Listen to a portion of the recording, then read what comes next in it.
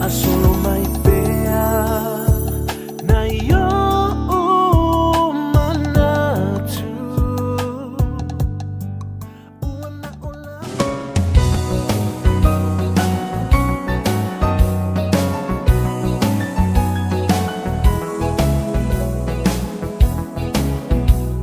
Talelo afuafua lau wa umataua Pungai ua e whaapea mai ai O whea alofa a maoni O le alofa e tau i le oti Tā alofa i o umanatu O le awa e tu i alo ufatu Mana tua le amatanga Ia upu mau i loi mata Na e whai mai e le ai se unga O la tā mafutanga Ua e loa nei leo langa Ma ua sui fo i o loa nganga O nei mau mea na o mana o iai Walelea uma i le ala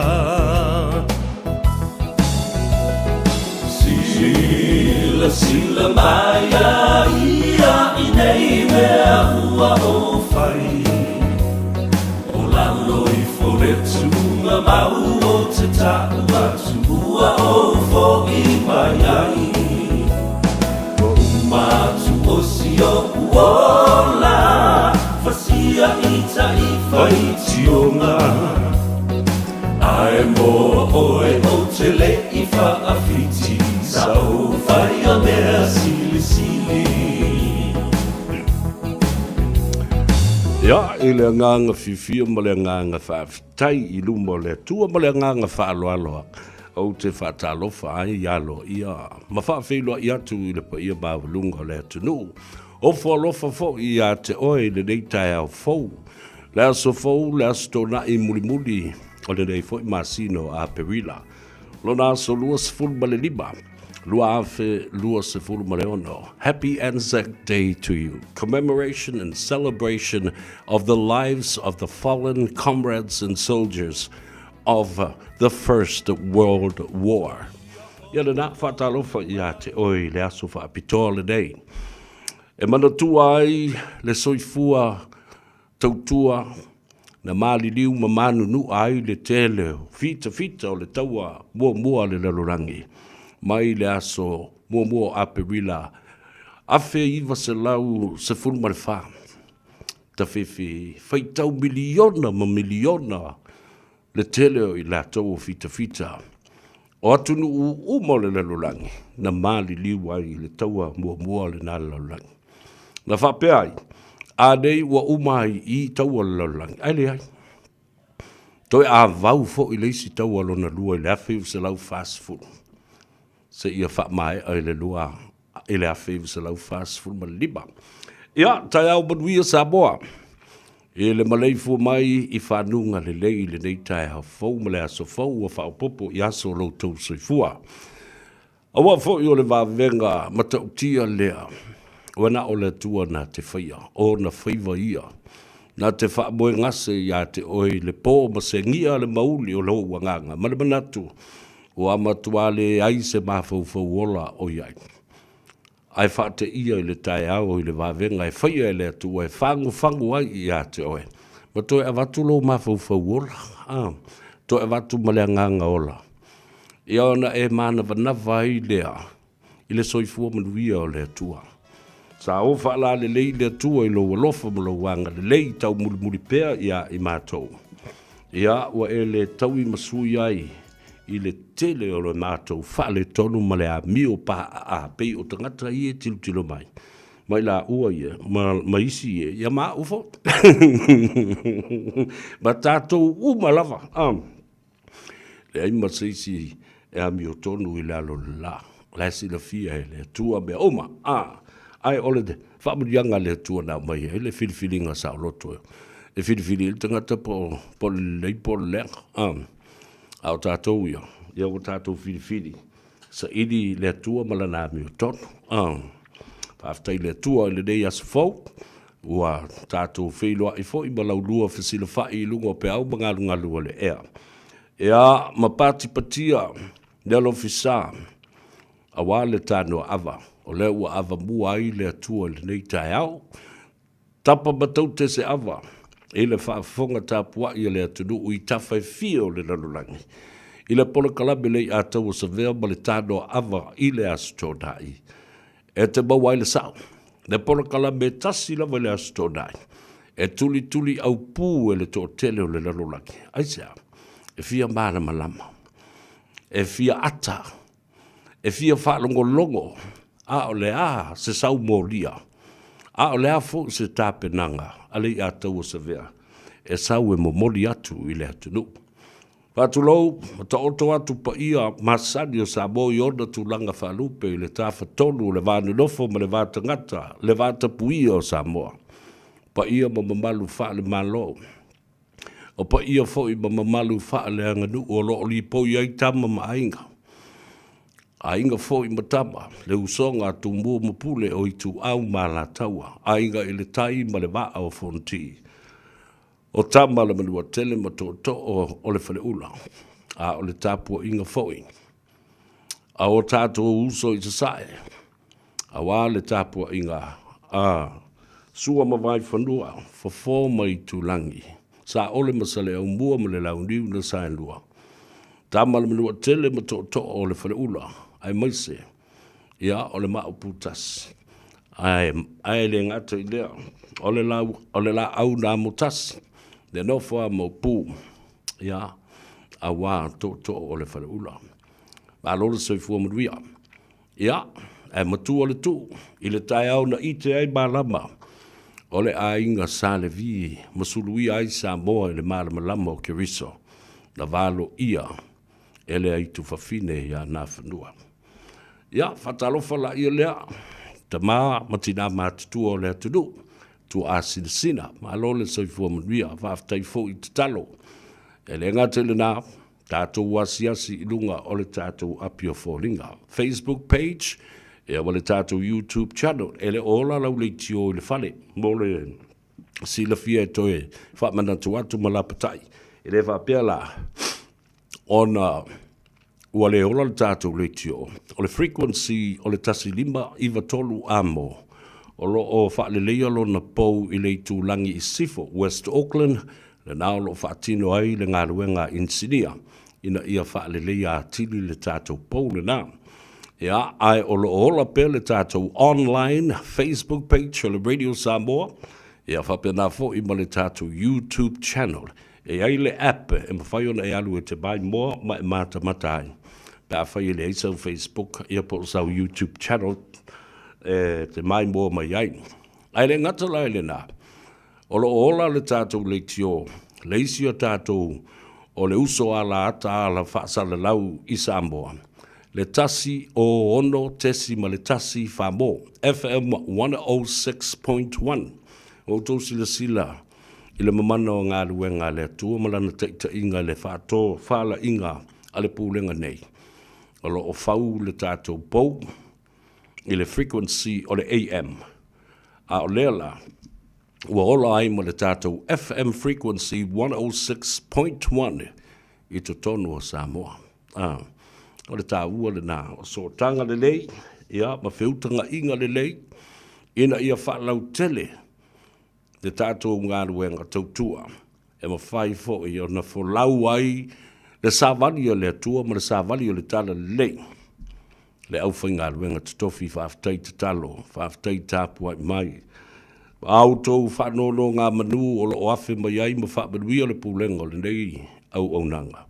Whaapena fo i ia i lātou uma, o lo o ngā lulue ma tautua ai. Ai mai se rawa, tele le au wālo, rofa ma le au te talo mai. Mo le a tau sa vea. O no le telo le au tau ai maa ma le au tau lama lama. A ngā mga ia ngā ka whilo ia e karianga no le au wala. Ia le na tala fo I tātou te tali e ai. E amata mea ai fo I nei aso o wā. O le winga le nao mea, tātou tali e. Ia ai mo mori sa o tu lava le sa vali nei whai. Ona ulu fale I fina ngalo, manofu fale ia sa tu ia maa, sela ngona ma se whātau wā. E maru ia ele tātou te no. Whātalo whala ia I lātou leo o mō mai lunga le tātou apia fōlinga. O le tamaitai o Sina, tālofa Sina leo, U3W. Whātalofa fo ia tamaitai o Rachel Sifa. Alosa for Rachel. Happy Anzac Day to you. Noa Ota Ota. Ta'alofa lava watching you from Melbourne, Australia. Yeah, whapea fo I leo so. Maletama. Yeah, Hans Webster watching from Perth in Western Australia with his lovely wife and the Webster family. Whatalofa atu. Malosa I fo manuia Hans. Yeah, whapea na fo isi o whalitua male hainga. Whawhawina tāni elu. Malosa I fo manuia. Yeah, whapea fo I ia le sunga ia Rosemary Leonga. Tālofa lava. Malole so I fo manuia autou umalava leo o whatasi mai. Tasi ale mea o te mahona o ia te oe te whaia. Press the like button, share our program, subscribe to it, and also leave me a comment. I love reading your comments. Ai ala no fifie o te whaitau I outou mawhauwhaua. Ma outou tusinga. A wafo I o I. E atagi ai. Lo malamalama tele ile tu ai ngā whale tangata lea ua tusi mai ia le mea lea o lo mana o e whai. Ia mauna fo I mawhauwhaua. Nei no la ia po le whale pasi nga whau mai le pasi lea. A o whea fo le whale furniture na whau mai I lea mea whale. Pe na whau mai o le motonga. I le fionga le whaalolonga le suawhai a lupu e matsila po le fionga fo I a salamba le whalitua mo le au whai ngāruang. Pe na whau mai I nai I le fionga e le malu whaito anga mau hunt o kota masione whaleo. Patalo whātu le malu whaito anga mau hunt ya ma le poloka lambe e muli tai fo I ai le to tele o le mamado le hatanu. Kota masiona whaleo. Ya, whatalo whātu I le au whai ngāruenga. Ale Motonga Hotel, Iopia. What a convenient place to stay. A beautiful hotel. Centralized to anywhere you want to go in the capital of APR. Whasanga I lia ma le maketi. I li tai o toi o mamau. Whalatalata mai le maketi. Wa ai le Motonga Hotel le nale. Au tau su e fo ni mea whale le tau ainga. Le Motonga Furniture. O tau whaatoa fo I le whanua o lo o fia whai ai se whale po o se whaatoanga ma se ati nai. E le Motonga trucks and machines for hire nale. Wala ui fo ia le malu whaitoanga mau hunt. Ia e whawso ta I ane le fionga I le whaalolonga le suafa. Ia sala rupe matasila. Ia ma le au whenga alwenga. Whatalo whatu whaftai atu I le au ranga ma le tautua ma le anga le lei. E pei o na tātou mafuta ai I Samoa. Sam Johnny, malo le soifua manuia, ia whapea fōi ia whasalalau nua, tālo whalava malo le soifua manuia. Colleen Toria, tālo whalava, always looking forward to listening to your program every Saturday and every other day. Thank you, Colleen. Ia, ole tamaitaio. And Annie Schuster, malo le soifua manuia, Annie Schuster Burgess. Ai se kingi whale lima. Ia, vai sina leo. Talo sevea, malo mo le Tanoa Ava, alo le soifua manuia. Ia, mata atu fo I le tātou porkalame I le so. Ia manisi e mulmuli mai, mua lei ataua, tu inga mala, talo whalava, o le mai mo mai I nai, Sunny Ma Ngele. A whilau tala mahali e te oe le tae au nei. Sa mātou usu mai, whaisio tuai lei titi mai. Ia o le teimile nei, ia o lo matau tia, le alu le au whaatau talo. Mana tua fo I lua vai asu taluai lena tau lua wale tātou container. Container lea mo le teimi mua mo le silafia le atano. sau sao a mai limo le au whai whaatoanga a ngai i le ofiso whaatoanga. The Ministry of Agriculture and Fisheries. Soani ma le lango ma iai ma le tātou matanga luenga le SROS. Ia pole matanga luenga foi leo suenga whaasaientisi i to tonu o Samoa. La lango ma iai ma le tiktai o le malo. Le fionga le li palemia le sunga ya Honorable Lauri ale malia to Prime Minister of Samoa. Fai feutunga inga. Alai wha solo le ma whaatalinoanga. Ma le fionga ya salama tua kome la wano. O stasi fo i o te mali. Tele o nanga waa. Maona to mai. Maona wha ilonga i le tūlanga o feutunga inga e winga i le whauru fale mai o Oloa Samoa pe whauru fafo foi nisi o Oloa e te tau o mana o mia e Samoa. Importer and exporter, licensed and qualified, well overqualified. Ia, na whaasolo ale o le talilonga le atou sa vema promote ai ia le tūlanga ole buy Samoan made products. Au fi ai ma le tātou mea taulima o lo ngausi Samoa ai maise lavala. Ia le tātou fuo whaile le anga ma whātoanga. Lea lana whai e lo le whiutunga inga. O le container mua leo talo o sau sao mai le malo. Tau nuu mai i 5 o ta o isi tanga o mātou nei o loo tali atua. Ia ma whaise whasoswari mo le malo. Ia na tau nuu mai i 5 o le fionga salama tua. Ma nei mo loo whātau wā. Lea lana ma waino le avanoa. Sau sao mai Samoa, tau mai i le asalama le atau savea. Tu ina sao lava i 5 o le mamalu o Samoa. Ia, le lava ia so nao na whaalua na tala le container. Awasiri atu le lua sifuru mon tupu wafe tala. New Zealand. Ua umo na whaafo i atu, ma lafo atu. Ele matanga luenga i e lua na au mai ai i le container. La le na, au te fia whaafitai ai ia le mamalu tele o le tātou tenu. Whaafitai atu i le wasenga o whaafenga inga. Mao lātou au lotu. Whaafitai loutou wanga le leimo loutou tau pati mai. First time ever a container direct from the government, the MAF and also the SROS directly to other people waiting on the other side. Like Salah and myself. And then, of course, directly given to the hands of the people and the public of Samoa. Is in a manner yon equation ea na naita mamtina matutua. O mamalu le tunu. Le sa filo I nei tato. No fonga limas fulma tolu tidal road. Naita watu watu wali sign. Le au mo le sign te le Taro Samoa po le Taro Samoa. Samoan Taro. Ia ma fasino tonu atua o iai. Ile no whanga lo. Tumu ai le atunu o le tai au nei. E o mai lava le temi. Nei whaftai tele lava le fionga sala. Matua kome la wano. Ia ono o le tofa. Ia me se fo I o le whautanga.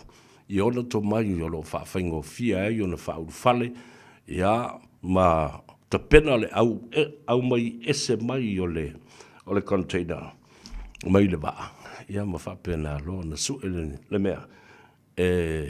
Whamautu iai. Ia ma ngai atu iai le atunu. Au fisu la sau talo mo le Anzac Day ma le to nai. E whamanatu ai ia fita uma sa tau mamali liu I le tau mua la langi. Lea na ngā pāi lea sofao aperila. Afe iwa se laus fulma le whao. E se le matautia fo I le nātau. E se teimi tātou papa I ai. Le mafu anga nā lai na ngā pā le tau mua la langi. A o ai atu nuu na au isi atu nuu. Awa o le atu nuu, le lalo langi ato, le ese atu nuu e o lava I le atu Pasifika wa o ina na mata I lo na whaunu fale atu le tele o isi lanu ngangana o i tū a inga tangata ese mai tuli manu e whao le lalurangi. I le asu tu Pasifika, whaapena fōi i te tono o Samoa e lua. Samoa is Saema Samoa is Sifo. Samoa tuto tasi ma America Samoa. It will be part of the history that I will touch upon it later on in the program. Yeah, I avele neas. Maaso e whaafetai atu ai ina mamalu o le atunu. I lau tau wha malo mai, ma tu mai wha manu, wha la au manu iti. I le wala au watu. Ina ia whio mai matala mai au. E maua le nganga, wha o Sofia. Whaatupu fia. E mawhai ai ona toi whaafoi mai le loto nuu. Nailo o le mea sa whewawai a ia i nei. Ono nei mea o porokiki ma whainga whaupu whai o mahalo. E le leanga. E le leanga le porokiki. E le leanga fwoi upu whai o mahalo. A o i la tau o lo o paluina. Le vai o ona e wha o nai le wha fonga le atunu. Ina ua lātou le toi mawhaia ona toi tū ma lo. Ua maa sani e. Fast food tau sanga. O ia te oe le paua ma le malu si anga. E le whaingo fio na wha mamulu atu. Ua tai fōringa e pei o se mea tō tino a oe malo a inga, malo tō nuu, malo tō e kalesia, malo tō witu malo. So it's not easy to hold on to the power that you've had for over 40 years, 4 decades. It's not easy to let go. But what happens when you can't let go? Well, le mea e tupu tūlai mai se mea whapea. Ua toa e mamulu le paua mai o lima. You get frustrated. E atu lo loto ma lo mawhau. You get depressed. Then you get angry. And then what? You become a problem. You don't become a solution anymore. E wale o toi avea oe o stangata e mō mai eise tali e file mua eise mea. O avea oe o stangata whatupu whalewelawe. E mawhūsia o le loto ua ti ngā. O le mawhau ua pōngi sā. Ua ita le tangata i lona la ngona.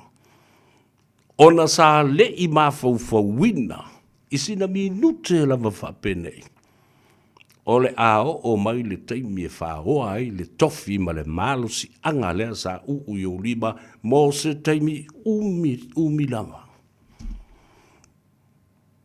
The unexpected collapse of your regime. Le mea tele i mawhauwhauwina o le mea la le nae la iona matua whaali. O la isi mea maua le tangata whaali. O le tangata talepe mea lo. Whaale anga mea lo le mea la o. Kalepe anga lea mea. Sosofa anga lea mea. Whaatupu ane lea mea. Whawhau ane lea mea. Whao atu lea mea. Mea le nae tupu. E whau. Ma whaale anga se mea. O ai la e a awhia ai. E a awhia umai lava tangata. E o lava se whainga malofo. E tūlai mai. O le a awhia le whain tātou wawa ai na ua wale whangatia. E le whatuatua e le atua Samoa ua tasi. E a ma ua whapena i fwoi.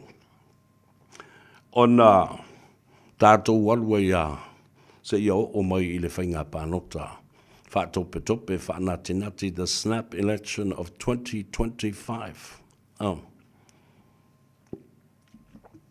La le mea no o iai, na toi wha tūmawina, le whaatua tuanga o tangata, i le sunga lauli a le maria toa malana whainga malo fau. E toi fo i mai e pou. Ma whai le lātou tō whā, i se another tau e toi manui ai Samoa. And here we are, right now. Le tai au fou le nā leo mo tātou tau nuu mai I ai I le so. Ia, mo mori nā ia leo la au I whonga am fusia I tātou le whau o malo. Ai sea, o le anga le lei o le atua, o ia toe wha tonu wholau, ma whaasino ala, ma te tama, I le whainga malo fou. Le mea siri le nā o na whainga tā, ia I la tau ia. Na tū mālo mo le tele o tau sanga umawai. E whainga tā o na lātou talia ina. It will be difficult to accept, absorb, swallow, and process the incidents and events that happened, that collapsed their regime. Sina, ya le sunga ya mila, mālo le soifo mnuia, whenunuti, ia whapefo ia Boss F. Moki, tālawhalava malo le soifo mnuia. O le sunga alumana I au sange pepe, tālawhalava Mauhant Kota, ewa atu mai Samunda, tālawhalava uso malo le soifo mnuia. Tātou o tā le pese lea. O le vi o le kolisio sa fata I le malai lata tuli.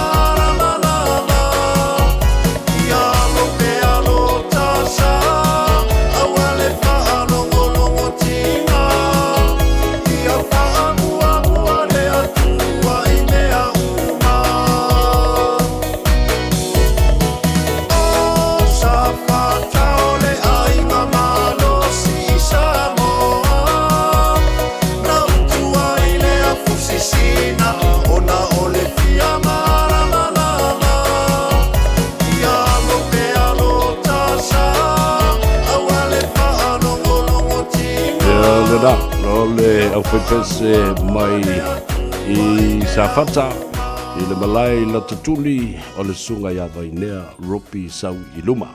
O leo ua toi tolu minute o natale o le itu lai tasi ia ai maua mai loa. Ma le avanoa ia e tala noa ima whaasoa ma le uso ia tungisia Pio Wilson o le ripule o le tātou whale tā vale o le Omega Cars. Ia, I le avatele ma le whaalwana, whatalo whatuai I lau fionga. Le ripule o le tātou whale tā vale le Omega Cars, ma lo le soifua manuia. Ia, langi ma, ia le nganga lava fifi ma le nganga whamawa lau e whatalo whatuai I lau fionga po la sunga li atawa. Ia, tina ni poi o lau fionga po I o tau tai o tātou po kalami o Tanoa Ava no el me moni mal me sa. Ai whamalo tu tu malia whamalo le usu le neita le nei ai tura le asola le atawa. Ia, tātou whaifa malo lava foi. I lau fionga le ripule, ia e maise foi le au whainga ruenga ale Omega Cars. Wa whai vonsi newa tāte le I toe lau lua fasila whai ma whasoa foi. Ia le mea tāua, le whalongolongo atu. O le asa e malanga atu foi I Samoa. Ia ono nisi foi tutuangia whale ainga, whale ngāruenga. Ia leo ua toe taliu mai I whanua nei. Ia o le angale leile nā le tua. Ia ono o lana whaatu teinga. Ma le pui ngā saunga le mu o lau fionga. Ia me se foi I le tāpore kalam ma unei malo. Le ngā lue malo foi le malanga. O le asa tala mai I le au oranga lo whaatino pea le Omega Cars le nei mai tau. Ia, e tei whaitau atu le saunoanga le a tau le a tau. Ia, e so le lawa le saunoanga nau saunoanga. Io e o le bi inga name whafo ia ke ia. Le whamalulu atu I le mosita panoa ta te whiroa I Samoa po I le nau whaingamlanga atu I Samoa ono o le waraupa ia le tua. Ia, I utua a, ia. Pa misi ia le tua ia te oi la botonga li ato pa tele ai io ili musia manoa pa mo le tala le pia pilastona I ta pina malanga o to mai la sa ia le mafu anga le mostava no te pesta tala al ne tulala to ia pa tai mo fa siri io ia to ia me mo ne mal me sa pa tolunga misi ma al ma tia le nei mai aso nei paso ato ona ia o si le pia po ma malu le tunu wa ngalu tongi si sa mo ia mo atu e mana fata ia foi mai foi la tongsia o to foi mai foi la fata ia me mafanga le piso ta tu fata vale ni mai aso ia tawa ba lo fa tai o le na lava I te malanga ao lo mfai pe na fa au atu ele au nanga le radio Samoa ia male to fa fo ia tia le fa lawi lo pe e te fo I mai oi ia e fetau I fo I male tau no mai o tangata ia tau te whaafsanga ai. Ia ma whaatino le au unanga e peo na masani ai. O la le umile sa I Samoa. O tau fufua e whaatu se isi la o le tātou Omega Cars I Samoa po se fufuanga whapena mo luminai. Ia, tani whaita watu io e moni masaolama lea. Io e mo whaipiki a tolu mai asi Samoa. Ia rasu mo mai o fuafanga ko unveiling ko le tua a show torua. Ia mo lo unveiling e fatino le ngat wengan mapuanga le si mapuanga no matu ai ngat wengan na to ona taki ki le polisi awala. Taki ki le polisi awala fa pa ngo fie man malu tatu tunu au mau papa au ni New Zealand. Ai ke na ni fo ia watunu mai Australia America.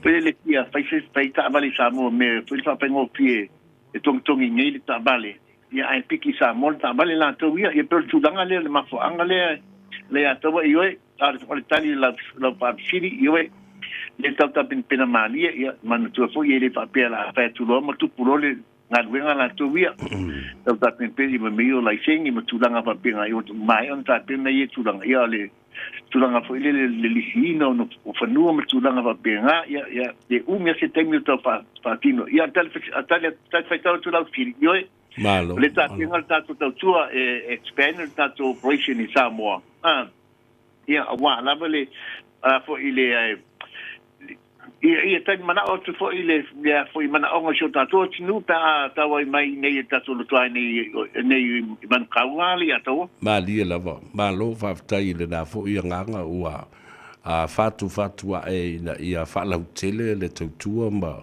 le au nanga i le tunu le ngata i a whaingo fia ai nai lo o leo mai nei whaatau tu u lungo le waa to tongi le pasese male pensini wa tau ngata tele mo fe whaatau inga ai mo se foi fe malanga inga o waa o loa nei ia ai alua le sa o lava po fese no fuanga o le a wha mautu mai le lumanai i nai Samoa ia ma whilo i ai ma le tunu ia la se tala i le so le ale teipi o le atapu ni ai ma taualunga ngā ruenga fo e wa o le aso tonu ale dei e pa ui e le aso malolo o leo le a wha mamalu i le aso ngafua o le aso tala malolo atu lava se o le aso ngafua pe iai le wha moe te tala ia tali whaita watu fo ili whanguanga le ataua ioi le whakakalangia tatu whale ni le sumalua Patatane sumaletu ta punila li tulai lima ia ai la sumfua ia a faso fo ila le afto ile nisela finga venga ia ai malo lo tong sia le kaurama fa ngalo wikina ale ya tawa ma dia lava ia le ia po le ala si vanga ni pa u ia tau ia ta tele tau ma vai ia ma mai fo ile ta telefoni ma le tu atusi le fa yo na nga ia tu pe ma fa ala wi lo ile tu nu ia le o langa ia ele ale to tele la mas famatalanga tong sia le ataua ia ele tatunga tong sia se temi wo solo mai ona fol le fala pa pelo ile malu le tunu ia tatuna tong sia ole patalo fala ma po ile ale o me ka kasi ala tule ile o tsponga ia tena ni po ila ia manla kilo tawi me tunu tatu tunu mai ta fa me tunu sila sa moro fa fo mai tatu li tatu li tasi o no fa mo sa mo tuila i ma tunu i fa fo ia la ni to tele so mtalanga i fo ia atongsia ia ona wa la si le fia fo i le malu le tunu tatu fa ta val ai na fa mato atongsia o le la me fa to mo tatu wa penga na la fa te lima sala mo la sa tina tatalia ta sanga mo falta van masengi ko kala ya ese tatu perfi ese poi la tato tolu to sanga le manto ke ba yelo sal se vecina la tabale pa ina de bon tenges le stalaina la tabale ya o te tonu al kise sta mausa ta wale elements tolu the three elements of la tabale e pito silin ta wale la manto ba ya mo tolu sanga ele se tu pe adwai ya mana ko foi ai inga pa pito ni fa salama pa pito si e tere ta ba fela vilinga Samoa as tu mai mata mai au le luce la ke ben stripe ia ingi papato tu e man ka i pa la mai futa le 9 ole o iba lua fitu lima balu ta chilua e por la que fon fe bia ole olu tasi pak tuono lima fatasi olu tasi pak tuono lima fatasi fata tela mo mata noa de atawa ya mo to finangalo yo ya wa la to tuino le tnu ya mo so to fa ya wa fo ia por grande ya mo el de mo ni ma fa maoni ya man ye tele fe lo film ni ya so man vi long weekend Samoa ia mo te nei fa to fa so fua la sunga le atawa fa te tele tong sia fa pena fo sia nganga ma real sa pati le so taeo ia fa pe fo ia le so malo lo fa so fu ia mo te nei ia so fua ia le na tal noaga male to fa tong sia Pia Wilson o le lipule o le tātou whaleta vale le nā le o mega cars wa loa fo i tausanga o whai paanga ia le tātou pole kalame le nei o le Tanoa Ava ia whapea fo i le Radio Samoa male tofa ia tongsia male au nanga ale o mega cars e te moa i le tuatu si lua se lau Cavendish Drive i nei papatoitoi manukau ale o le nāwala au le telefoni o le ofisa o iwa lua fitu lima valu tasilua ia po le telefoni whaavea ia le di pule tongsia Pia Wilson o lua tasi fa fitu ono lima fa tasi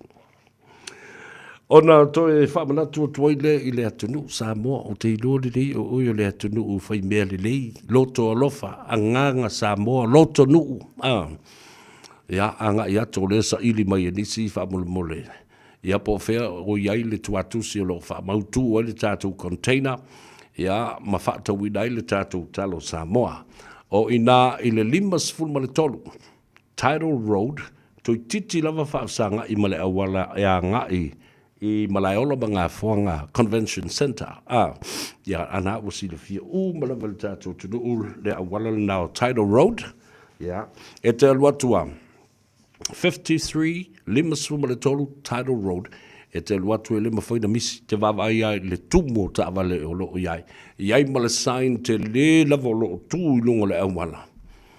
O loo tusi ai, talo Samoa, whaatawina I le tupe, e le iai se tātou F-POS machine. Ioi, e ki nganga ka whai ako ele ai sole se F-POS, ai whai arko a mi ole na anu.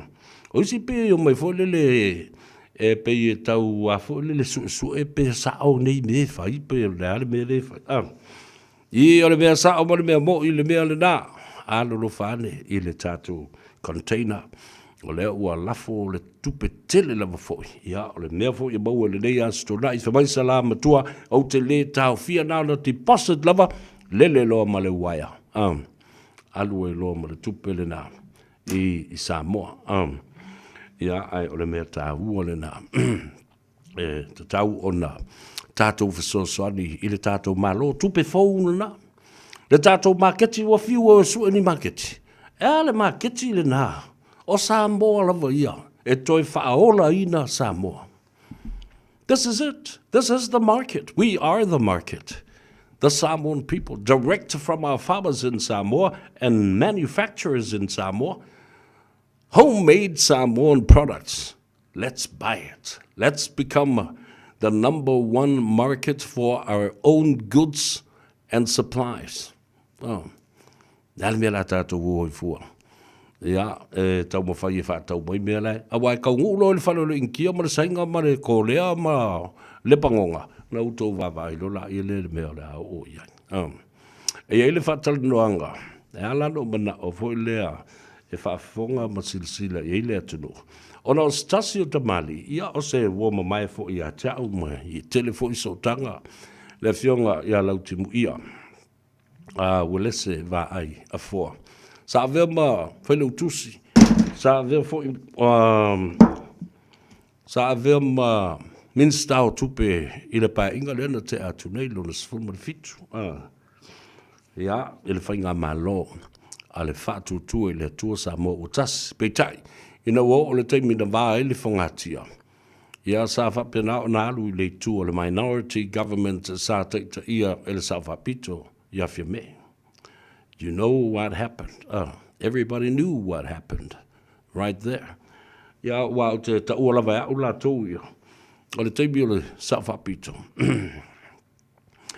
Sa whaonga ina ia le fionga le sa whapito ia le whato sina ina o minsta I to finga nei. O le sitanga o la tututongi o ta vale o telefoni ma isi whaamdianga. Ia ai le tangata o le a le fia talieina. Mai o le tala wha solo pito fo ina ma le wha mauwina o le nawa I tau. Pe tasi ale asona e minstai. Ai ua e minsta ma o le alu le tala wha solo pito o le pale mene o Samoa. Ai o stasi fo le nei o tamali. E lava tele lon to mai. E winga I mea nei o tupe mau ale atunu. Ia wha pena fo I le wha soso ina o le tamau a inga o le atunu. Lela, ua au manatuai. E te tau pea o na tā mo le wha longa le whafonga anga le atunu.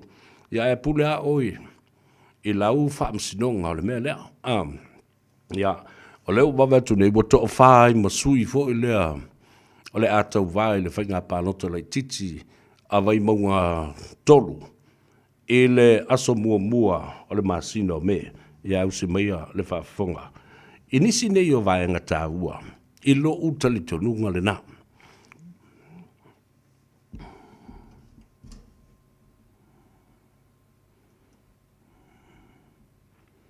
Ia, ono sai mai pēr, te inga lue pēr le tātou insinia, I le whasalauina. Regards to the IMF raising concerns to the Minister of Finance, I'm sure you're aware, the current Minister of Finance, as the former Minister of Finance, in the simplest terms, could you explain to Samoa what would the effects be if we actually don't listen to those concerns from the IMF? Ya, sinia o le mele le tusile ale IMF. O le tulanga mua ia manino. Isa o le maule au mai whapea o Samoa e tūto atasi. E lea ia ina mai ana pūlenga e inisi e tunu o ia man whaptonga. We are a sovereign nation. I lea ia ina ia pūlenga al tātua tunu o isi e tunu. Ia misi wara is whaptonga. O le IMF o se tātou whainga o se tasi leo paanga pito isilio na tāua a Samoa. Maso se tunu ua. Antua le IMF o whaptonga lea e whautuaina ia tunu o tūlanga fōi e mea tau pūlenga o tupe. Meo amisia mea tau financial stability. Meo tula whono mo whaing whawai. O vai ngā tupe. Ma le IMF o lea e whasosoani mai mo mea wano no ngā tupe. I lea tina e o le tunu amisia polo ki te tele. Ia, le fōi e whasosoani mai le ADB. Ia, ma le World Bank. O le tūlanga la lea, i le mele o mai tau atu le tusi le nau mai. O le tusi le nau mai, o lai au mai whaafautuanga. Sa lai mai le whautuanga le IMF i me te tau ona sila to toa i eile malo. I le mea lea ua e ne le tō whae le malo e review le tūla whono lea le tātou whale tupe tūtu tonu. O lau titilo te le mea lea, ia o lai whae le role la IMF. This is their role. O le whautua ina o whainga malo. I mea ia pe awa ai mai o loo i se mea fo ile ono ia ile tūto o tasi o le role al whaltupe tūtu tonu. En tua o le whaltupe tūtu tonu. Central Bank, le Central Bank a tātou. Le vo i Reserve Bank sa tunu te tele. Mea tasi. Ia pe voila mai sia tunu o Pacific. O la tau le mta whaioi. E le ngata le tūto o tasi. O la tau te whaatatia e tu la whono whaatonu tonu ma whainga whaabai. E whaatonu tonu wai ia le whangai o tupe a me se foi la o whale tupe tu tonu o le tātou tunu i mwhainga whaavai mtu la whono pule e me tau tupe o le IMF la o la tau lai whautua ina mea ia i sos whainga malo o mama lang o lea lai whaatino mai la le rola le IMF i la ua ai e tu langa lea mai i le review i o le tu la whono o Central Bank ia uia o se me tau na whai o le whautuanga fo e la IMF i mnewa tu ina mai tātou whainga malo i tūlanga ia. I lau tau tununga o se me taon sila toa le tātou malo. Taon sila toa le tātou malo mai te le fo i al tūlanga fo e le whai te tenga. Taon whai te te langa o tātou paanga tāua nei i le a fo i ati na al tātou malo. Tau tala le mele, i li tai ana o Samoa me vola le self-reliant. Le te ana o i tātou mena. O pin whamau an melea. O le me voile o tātou balance of payments. Le me voile o pia whatusa tātou o loa i ave i whafo i o loa i au mai ton. O loa i ngā osi nei ton o Samoa e ave whatusa i tātou o loa i sau mai whafo i ton. O le ke le i o le se senga o melea. Le tai o tātou o melea. Mai mana o mia tele la e tātou. Tua i ngā wharaputonga nei. So ni lu tātou ati nai. Ia ma mele ia wai e lau ia tartunu e taun sila totoa. Sila whai tete le malo. I le mea lea watusi mai e le whautua mai le IMF. O le mea lea te vai atu le lifa i le tusi le IMF. O le tūlanga lea ia wha malusia pel tuto tasi le whaltupe tuton. The independence of the central bank e whailanga function lea o le regulating o mea tau tupe, whainga whaavai o mea tau tupe tono le tonu. Ia, ma tia, wia ia tau o tele mea lea. I toi titia tusa le role le central bank, ma le mta whaioi lea le pulem so tu sili, tuto tasi.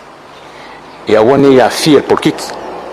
Te lor mea tono ale le, te bai tu le wha mafa mai le, mef mai tau o tele mea lea. Mai le na o Samoa o le wha mafa e mea ia.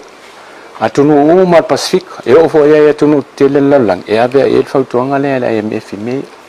Ia mai a wai taun sila toa le il mano turanga le IMF le IMF. O se whaala priptonga e tā ua tele. Tanto whainga paanga ia ma whaptonga tele ma tunu i whau. Kako Development Partners. Tā ua tele whaptonga le mo le atina o tātou. Ia marongang whaloa. Nicola in her press conference last week actually mentioned that some of the reforms are carried on from the mayor's administration. Do you have a comment on that? Whether you are... Sao lên mele. O le review le na pasi mal matuting. Le reviewing o tu la fono le. O le baba ai foi o tau no o le temi to ilo tu la fono. Ilo tu la fono. Ilo la le ile me foi le o tau ta tu foi le langa o le e sao ale i swinga. Ma o sui mai foi fing fa vai. Yo foi la le tamau ai ngole beati tilo ile global economy. O te le swinga. Ma tu ai me foi la le na e lo to fa. Ia o tau lona to tilo to e malo. Ilo tu la fono. Ilo la le i swinga ta la fe ngai. Swinga te tau. Me la le o le mele se pa sa pe li lifa ile le mele sa si sila ile malo le swinga tu la fono le.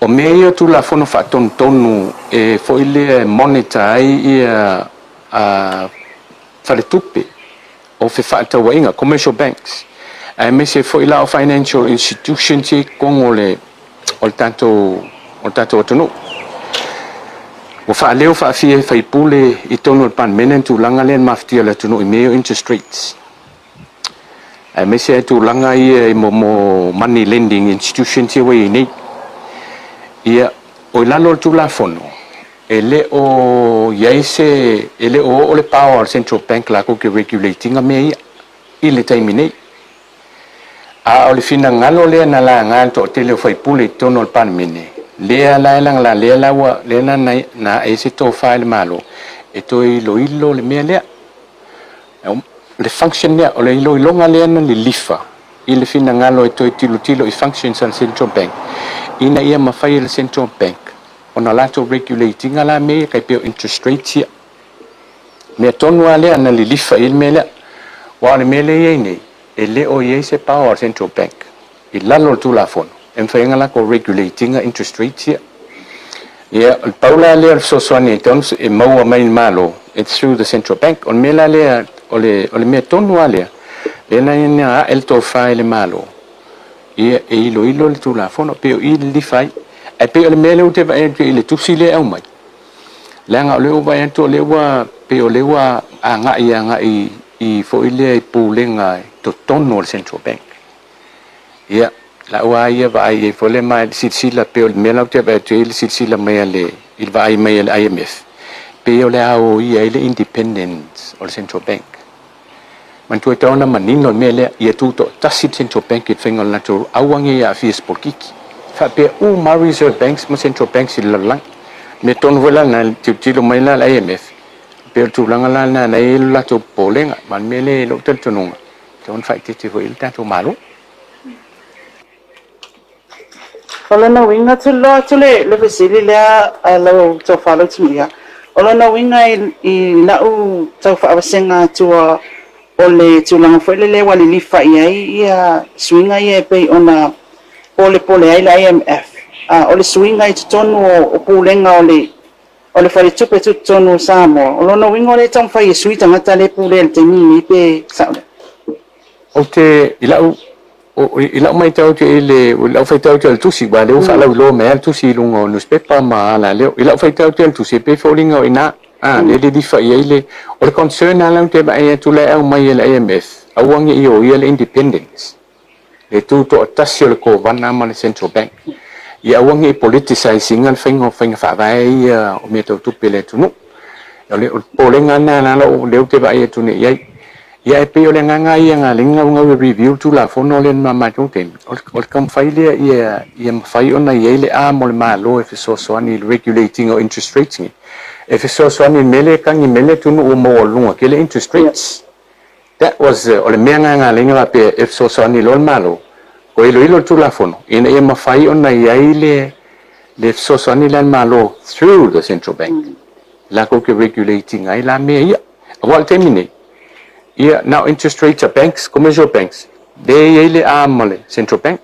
Isi la financial institutions here. Ele fayo no o yel malu si angale. Ya ila etawala tonu atwa yale sosoani ele malu. Imea tang mai fai puli. Ile o yo tangata interest rates ngi. dia lana ta elos to file malo ya wa kong ko lo tu la fono ai tu lo ye nem fayona apa tu central bank e set se ceiling mo interest rates ngi iba pena na tali mele tangi mele tu. So you're saying that under your administration, the only review you mainly focused on was the regulation of interest rates. But according to the letter that you read from IMF, there may be different or more added on proposals in the new review? Ole focus ai ole mele na be review ole mele ole addressing ole mele sa lang langa mai fai pule. Ole focus na that was the focus of the review. Ye man tu foi la ele ave se manisi me fo e tauna review. Te ona sui pe fo e ka ko adapt multimine. Ye ole la ko ki lo ko lo la mele na wo lo wa mal tu si le la MF. Ye le la wo vai ko me isi me yu finangalo ele malo. Ia ola wala ia foi le la wa ia vai te on fai te tatu I ka wan ka ko fai ke la ngai ka wo ka ko pa anga le. This is a very important partner development role to no le MF. Ia e mai ka foi on ka ko ti si la to ale ia wan ngi compromising ale tu to ta si le to ole si me no te ba tu le au mai. Ole me fai te tenga le ni swinga te tele tatu te fai. Ma open up by tato ka ko ke vulnerable ai me o money laundering. Pe me ne le te vai tu e le concern ta si le concern le o mai ele IMF. Ia me ai ton si le to ale ye mai o te tali tonu. O le technical know how me ne tono pa to pe tu ton.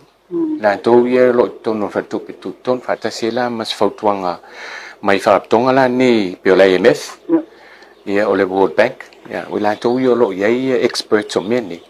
Ya la to ti fautu ina ta to meni, ya ma MCI la to lo tamadi fo I ma il tato ofenga renga I to no il kovana mai la to. Ya la to yo lo il silfia vanga o mai ti lo to ale nei o wani ya fia tato. O tu langa ta wa ile me le ya mal pui pui tato. Ya mal pui pui tato man tu e open up lo tato me. Me mission sa o tu pe ya tu pat palai ton. Open up for kako mayo drugs on me monian menna ai tawon fai tete ta to mele eu kako vai ngel mele ko pu ya fiki eu ta to vai o lewa o mayo ta to fai to me mai tawon fai tete le ta to ya mai o television ngia vol to file malo la wa I fo to tawon si le to al malo me fai tete ta to. You said that IMF is a very important partner. What would happen if IMF just cut ties with Samoa? It's going to be a huge effect on the aid funds. Ite le la fianga so son. Te le la fianga so son. Man tu fa le IMF, le IMF fund to no te le la lang. Ia ma ki mai fo ya to no te le la lang I pe fa pe tu se me fa pe ya tato. Ia e no afia I ma tu pe mai le IMF mo tato e me sian no nga tu pe nei.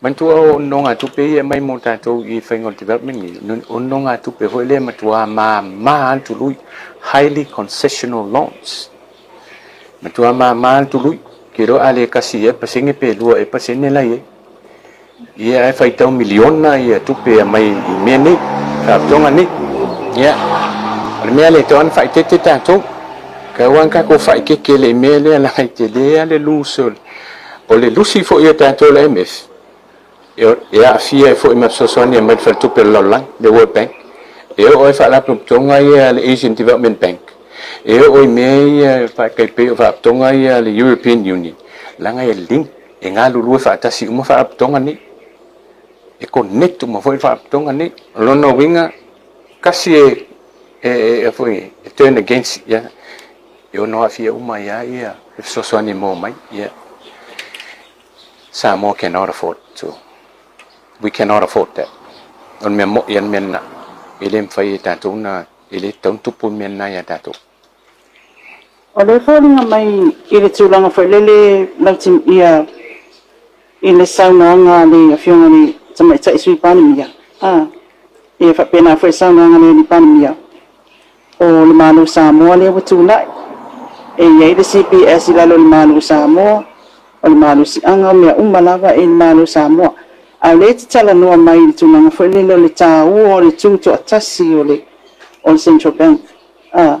e pe e re kala fia ngai ni mafofo ni stanga vai fa pe mai lato o ye pulen mano sa mo manga aku ko kasia lato se fa manino mai tu langa le ta wa yo na ave le fa alo mal fa tau le mano sa mo ia tu to tasi pe le CPS o le tulanga le maule fa pe e lalo le malo sa o le fa tonga le malo ma o le meta wale o mai ile mele wale functionai fa central bank e tanto to tasi e pe no vai to very similar le functional problem so to see kusa de ile term for ile fa palangi o watchdogs ngeyole o system o la o check and balances ngi le tu tonu o la tu ba i meni o le mele ke va tu le mo moni me ile ave se le mele o le central bank le tunu al malo al mele o mai awangi politicizing fa tonga le awangi o yen pokiki kon i e tu to tasian central bank ye la to function the function of central bank e tu to tasi mal mene to na manino le mele ye manino le se sengo me in terms of administration man tu voila o rap tonga al malo e a appoint foi la ko ban yo lungo cabinet o le mere le yai o le ala solo al mele o le fati nunga yo nga wenga fa central bank mai te tau na manino lalo tu la fon tu totas I also have questions in regards to the airplane, proposed airplane. We were one of the last few people to see our budget. Can Samoa afford an airplane in the next 5 years? em fight alap tandi ai em fight le mele mai afa pe ya wa ye tele awal em fain fa ya em tu tele awal em fain fa ya mai em fain fight tele ya awal em fain fa ya ile ye valele olo concernale sa racing for e poi le premio la fatino ile branding or company we've got to have the right formula il fain or company ne pe fa tu ile melne ya wa ye fa tu penga em fai al si di foi la o me ai le o te va ai tu ale foi ya lo e so swing o to nga me is it the right timing mo tanto is it the right option mo tanto te minni if it's the right option olana how are we going to do it what formula alone le malo of course we can learn to do it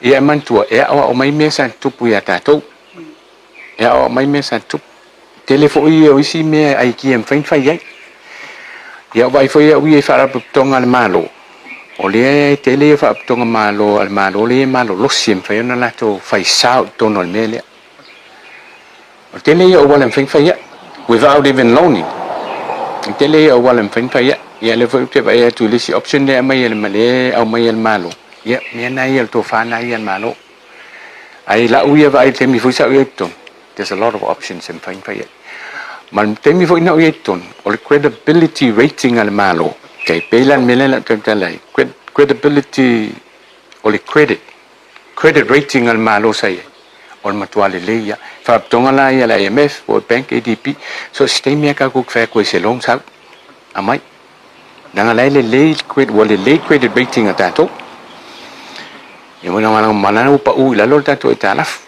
e ma fai o le facilite le or fa nga yo ingol company nga ya wongi ko ngap that's the issue or fa tu penga film fine fight al issue aya or operating our company or melana awole vaveo mai le me fai ai tilo le an fa kilo le po ta pena wata pena le ya waka penga a gold final operational company male running al vale ma kilo le kulanga le ngil industry aviation le industry le risky, it's one of the highly risk industry. Kongo la langya ko, winga po ile ole winga la fam talang. In fact, profiting e ngau kaya. That's how risky going up business ni. Le vota tilo e ba it's sao yo le Fiji Airways. ya le wa matan ta tilo te mele makan kup mai yo me ye tong tim tilo le ye man ko so spising si ele fa pe so long le te mi uma ya kai me loi but o pafa slai ka ngo put in el malo a miset company e pafa ila me pa pe ke me pa o ila lo industry to nga me tong ta pin na le ta to al fesilia ye fa to penga te le awalan pen fa ya mo kwam fa ya te le not from the budget but it tele awala em fain fa ya em fain ka kolong em fain nga put in mai fa tong al malo film fain mele there are a lot of ideas em fain fa ya. Do you think that the government are using the right formula then? Well, ol mele ye tu al to fa al malo a fain al mele wa em fain ta tala le me for public shareholding. We can open it. Well, public ava pe finangalo malo set up a public company lang to running al valele. Open lola el me for public shareholding. So set tangata wala le tu pa tongo company yo o e kalesia en fainga faila ko shareholding ko company ya ole me vo lai ko ngai ya ole risk ya you invested the risk e tulanga ya mi sei mini company ya fa per sila len malo ol mele te ona ngai ya I'm sure fa ringi research mang menga ai le fa mele ya ola wa ye fa tuanga foi ya ta sila to apen malo me al tulanga fa tu pen o ko ni mau o wala fa fa ku mai film fa Ola uia lava fesili ole salaina o ale mai me maanga se tatu tunu lau tau whara tim ia. O leo wa whaai lolo whinangalo ma whai i rei tu tau seneni. Te leo aitia ma tūlanga im whai ona ma wasta tau whaale lero ni tau. O tūlanga umana ia e pe ona ta ole risk o lea fwoi tu a inga atina. E te taula ona tali e tangata umai e teimi ngā wai e teimi e solonga lele iei. And e tātou te mana o mia, ia ni tangata e loa ma iele aitia lea, i loa o lai ngau, i loa fo i o lai lele leima solonga manuia. O le sa o leo lau sauno. Ia, a wale mela le tau sila to el malo, a fa pe open ni apple company for public shareholding. E ka wela wa ka ulona ta oto wela e au lape i lalo o foile o le tula fond. Il kulanga foile o le mela fai i shareholders ni pe fa pe ngau company. Usar ko nga mena tong ta pe no mai le me. Yo me umai ta pe na ele o me umai ka kilo. Le me le open up a company for public shareholding. It's quite risky. It's a very risky option, but it's a viable option. A viable me if lang ala le leona on fire company Malaysia le me. Yeah, going on merely for the investors, kilo late. What will happen to my money paying our company? O yengi me, o yengi pafa so.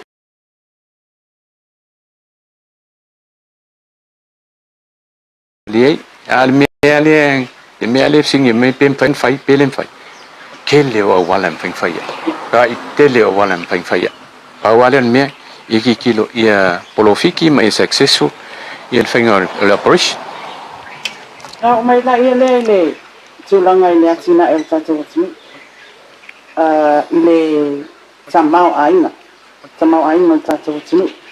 O lea te ele fesili ia o fesili nei ia matala fo iwa wala lafo mai lunga e whapia. Koe ki a bankrupt Samoa. O na o tūlanga fo i le o tele mea i ofa, o tele mea fo o whaatulai, ia i le taimi nei ma fola fo i le whainga malu fo. Lau fionga sa i tanga tupere se i tulo le fa fonga mai se tātou atunu. Ale atunu o lo e sila fia le dei tūlanga uma ma fofuanga o le economy o Samoa. La so sila fia i e tūlanga. Pastai, la tam faya e fa pula i se pangana fa ngofien mele. Tātou te tala no te mau aingo le tunu. E kau ki kilo mo e normally tātou te tilo i le te mau ainga lalang. We look at the world economy. Mantua fo i tātou. O Samoa is one of the most vulnerable economies le iei. Tu sa tātou malai to tele o tunu o Pasifika le iei. E whaalango lango tele le alo tātou te mau ainga. Il te mau ainga lalang. Me lo tup lalang. Ai me se ala fa lango tele o tātou i o loa mai fafo. a si I tau o loi fafo tang tā tātou a si I tau o sua ui fafo tang tā tātou to ngā me e a fia ngō fia I o le tātou tamau a ingo no tūlanga ia o le me voi la lea e leina pe voi le tūlanga voi e wha putputo tātou reserves kai mi wha pia ia o le me la lea au I e lau titilot ni ia le ka e lau toi pose lilo le mele tupu mai nei I le taua le Iran le wa afia I nei le supplier sua ulala ia toi foi mai lola ia to tano mo ana ia te mau ainga te min mato ese te min mato ese o ka se reserve sa mo sai ia te le tato reserve ngai healthy ka ko reserve le ka ko cash flow la foi nga wa e grow tato te mau ainga pe me ia ia o foi la le ka ko kulanga inflation danga stable la ma le foi sa ele forecast e taun si ilunga pe fa pela na continue mai pe fing fa vai o le wa tupu nel tau le ya wai o taun to tilon malo si silan malo le tulanga e tatu tama ingal te mine mi sai le tolu lima tau sanga iluma I'm foreseeing a drop ile growth for tomorrow. I'm foreseeing this in the next 3 years. Awa ole pa u nele world economy. Onga le atong tal swap ma le vo limited le supplier swap onga tau wale ma le alu lunga tau or swap. Ye manguelo lunga tau swap tong ta transport. Ye mengo lo mai faf. Kong ka ka wa. Ye kong ka vol fau ti o lo faf. Ia no winga la ole a mai le inflation ne kong le ta all important inflation no winga la tong ta to e alu foi la lunga ta ul soi fa ia silila if I think kako how would the government foi le ki do kom fai e is le mele why le ole mele kom fa pe ka ke preventing we cannot do that we can only minimize ia me tutupu adversities ole mene e la vi tilo kong ki kilo len mano e ko reprioritize some priorities ia na tina temine mai kau fo nga prioritize ia tupe fa lunga ku pe lunga me la na me mo ia temine awole if I tete fa kiket fa lunga tupe temine kong ta fiofi awai look forecasting like 2 this is what total sang and we're going to face some real difficulties in the in Pacific ya kong ko babeng ya silsilan malo ile tulanga le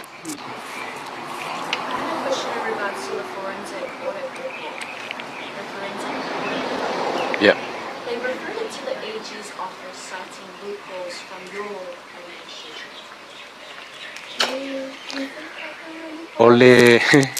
ole pilota le na le forensic audit ile la VL temel mato no fo inga ne le period lenga nga fai ele forensic audit ile la VL temel mato pa inga o pa inga yon tuat ia ole mela la wa ave ole wa me na mato le report ia ole kele o issues langa batu it's procedural issues fangala with the process continue process ia MCL tulanga le tulanga mo me voi o fa mo mo ia ke lo me la refer o ile voi lo isi o tulanga voi ba IP o mo yengi mo criminal ani me voi o no afie o no avel tulafon ia o me masania o me voi nga sa fu voi fai ile tu o me o me ia o ni to ngamia afa pe ni mete una abel tulafon e te tawana o tulafon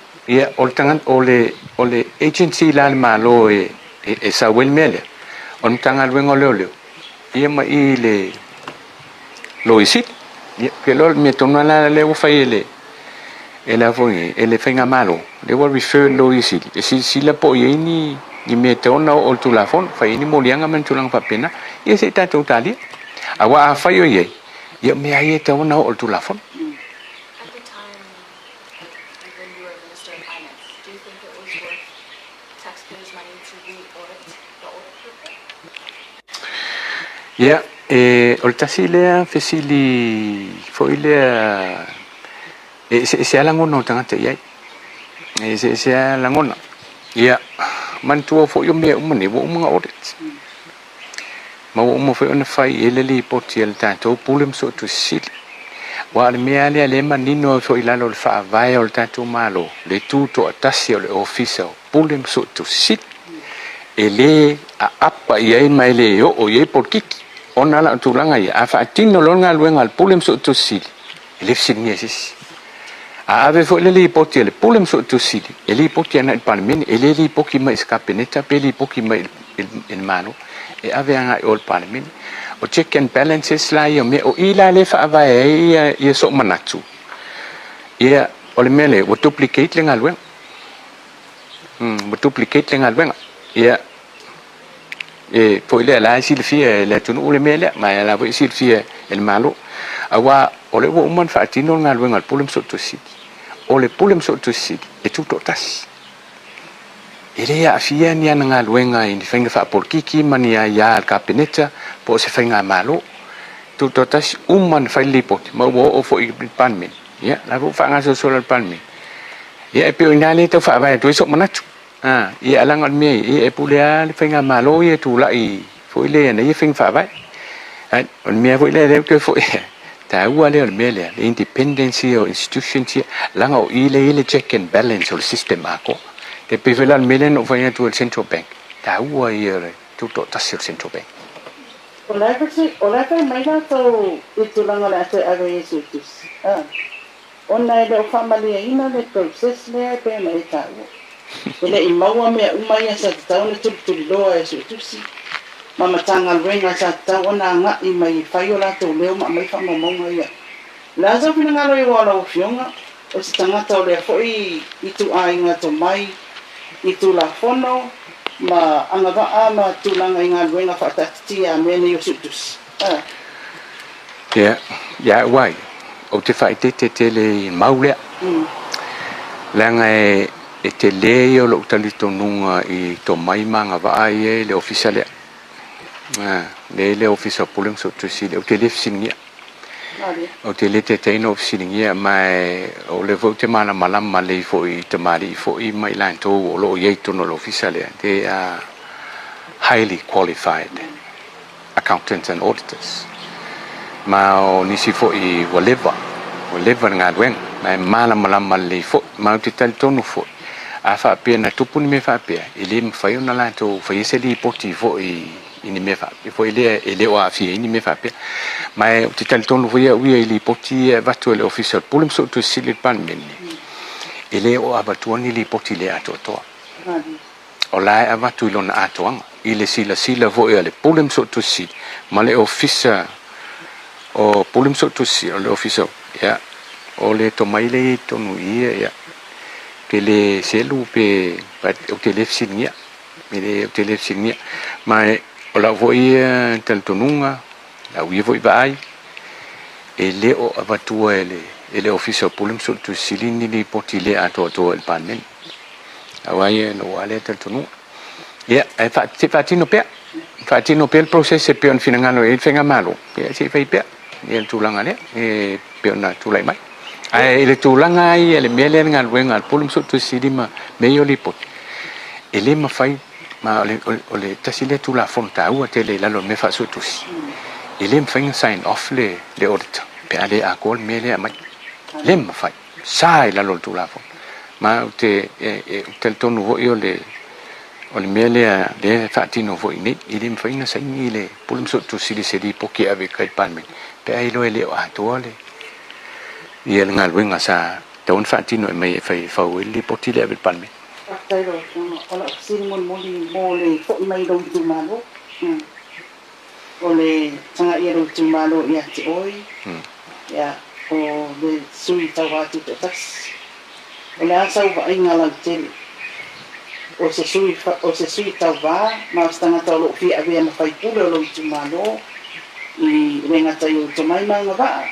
Au lau va inga lau tele tupunga ia e va ia nei tato wa tunu. Au fia ai malo tu malu. La se te pa ia tangata e fia a bea ma fai tu. No fia. Aftai ya sili le. Ya, te utali fa pea. Ola uia va ai le tangata tau vato fai puli. Olo wana mnau ta ingai tangata uma pane ale mamalo al panmin. Malo sui malo al panmin olo se inei. E mi se foi le paia whainga maro.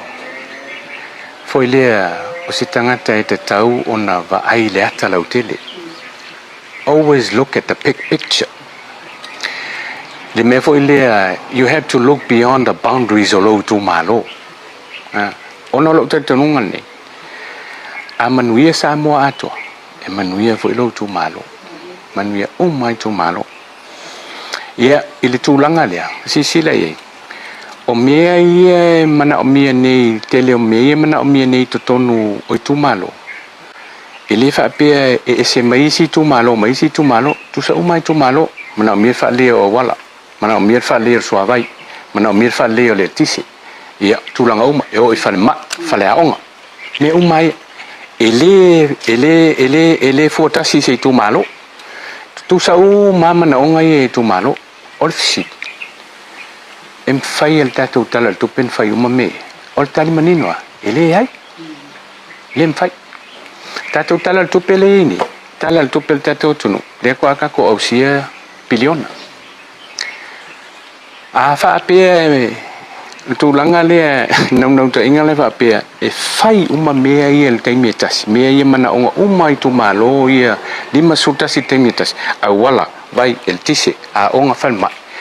Longa winga se longa e olta la tu pe Samoa tours full fast full pilion. Ole melia ele on fai fa vai le malo. Ia na pol kalame e fai ia wa. Me umane tu malo. Ia longa tasi finga la le fa so. Ole upula le fa pe mai le maule fa pe mai te tu mai lo fai da wala le. Ke ku mai lo fai pe pale. On ma tu vai ia le ma. O lona wing, o le aku mea isi tu malo. E fai. Ale mea ne, o le tatou tala le tupi. Le kako pilionga le kau faso. E fai a wawa. Le mea, o le mau leo te mna i malama le tunu. Ma o le mau foi lea. O lo no tenga so se tasi fietu la to fai pule. Ia tilo le ata lautele. Ia tilo le ata lautele. E me se la le fai ngol faso lea. Fa soale wa tu sa mama na onga i tu malo. Ya al me foi la le no tau tala le tina. Le tina wal sit. A fa penir ko nga mele le no fai a wala. Fai so vai el tise fal mai fala. Fa fen patino. Ele fai fai pul. Mai le ni tu pe fai pul e fai me ni. O tu pel malo. E fa fen fa tu pel malo. Ya la ya natina me tonu ale le tau tala ya le tu lingo le tina o le malo awauna ia le tina ale malo te le tu pel malo mo un fai mai le me mai fai a wa I por kalam le malo me ina ia lango tasia mai tu malo ale maule o mai fa pe tu la I lo fai mele tu la I lo fai mele ya o se mau e matua vai te le mau vai tele le mau awa le mea o le fa so al tatou malo e fai wa e lenga fatia le tupel tatou malo ona fai uma me el tengetas me voi le tala tupel ni tau sanga fai le vaeng tala tupel tau sanga fai le vaeng e fa solo mai fai nga le fa so al malo o le mele kemana ia manino le ia le tunu o mele fa fongalen awane ita ina se to nga mau be ale me voi la le fa so el vam talang ile fa so ala al malo ile fa pito ele ngo tasia umaya ol fa so al ol tama ai ngol tato to no mo to pel tato to lim fa nga fa tiel fa yu mo me el te metas lim fa me voi le tato te mena o me ye tato fa nga pa nga ye ma tato development partnership me la le wife so so me ili te na o tātou se me te o se self-reliant governance. Tātou whalangolango, e tātou pāngani, e so so mai, whantasi le e mo tātou anga lue o na i tātou atina. Ia tupu e tātou te mau, inga mau e, whatupu, i e tātou tupi. Whai mai mea ia, ai whai hau wai, ngā ruenga umane, ia lai por kalame mal whaasoan malo. Ia, malo whaloa.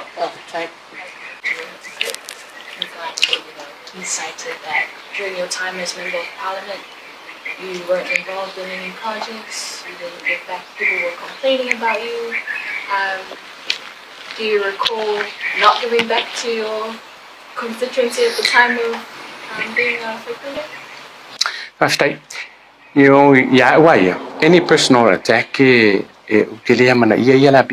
and I would never stoop that low. Ito nga mea ia wa eu te tautala I lunga mea issues. Lunga mea issues. Ma mea eu te fia tautala. O te naua ia focus on to no issues. Personal attacks. O te le fia tautala I mea la pisi, and I would never stoop that low going on mena.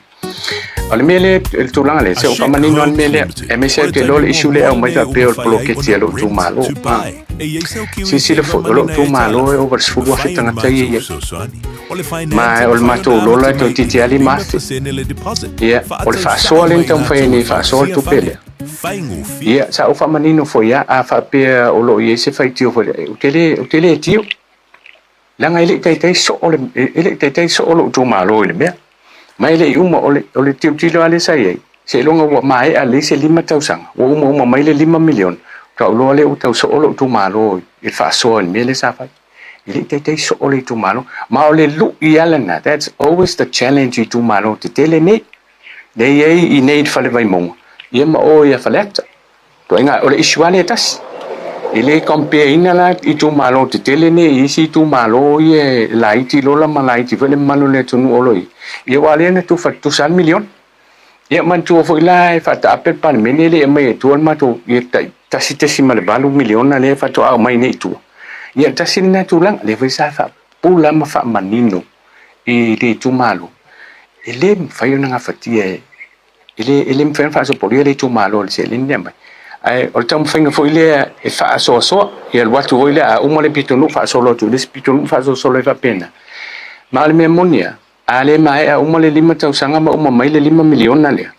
ia ele ke kai unha fa so poli le tu malo ma al me vo ele wa me vele sa tilo ia ile kulanga le fainga le allocation le tu pelo blocket e tau fu I lungo foi numero o tu malo tai tas ia tal sia lo ia tal sia o le wo o ia la le silsila malo tu langa le ia YP falling o le ai le o le a fia ia tu malo tele ni ia wale foi tu langa leo te vai atu le tau fa mai le fina ngalo malo ma le voi fa tal no atu ma tu malo lang o tu langa leo to vai o le tu malo ia tal sia o le tal foi tal sia ia fina ngalo malo tu langa I ma le vai atu ma tu malo lang nan mel ona la wa fianga ia into te le ma tu ale fa so ale no o tala no o le mau ale au mai fa pe ale o ile tu o lo tu le malo ele mau fa soan le mau le te mana ave esele mau e vai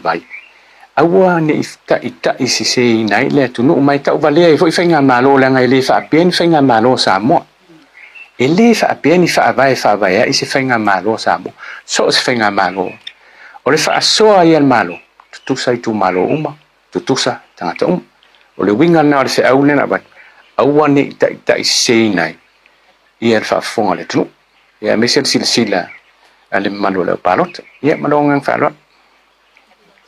A lot of people are looking at this by-election as it's very different from other by-elections because initially it could cause the 2/3 majority of the government, depending on the outcome of this by-election. I wanted to ask you, what are some of the problems?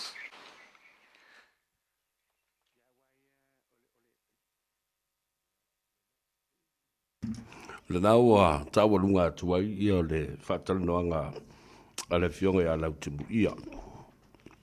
Well, let's say a form of o le mafuanga na la yono umana o e tā le whatalanoanga le nei ma le tātou sui fo I mai Samoa.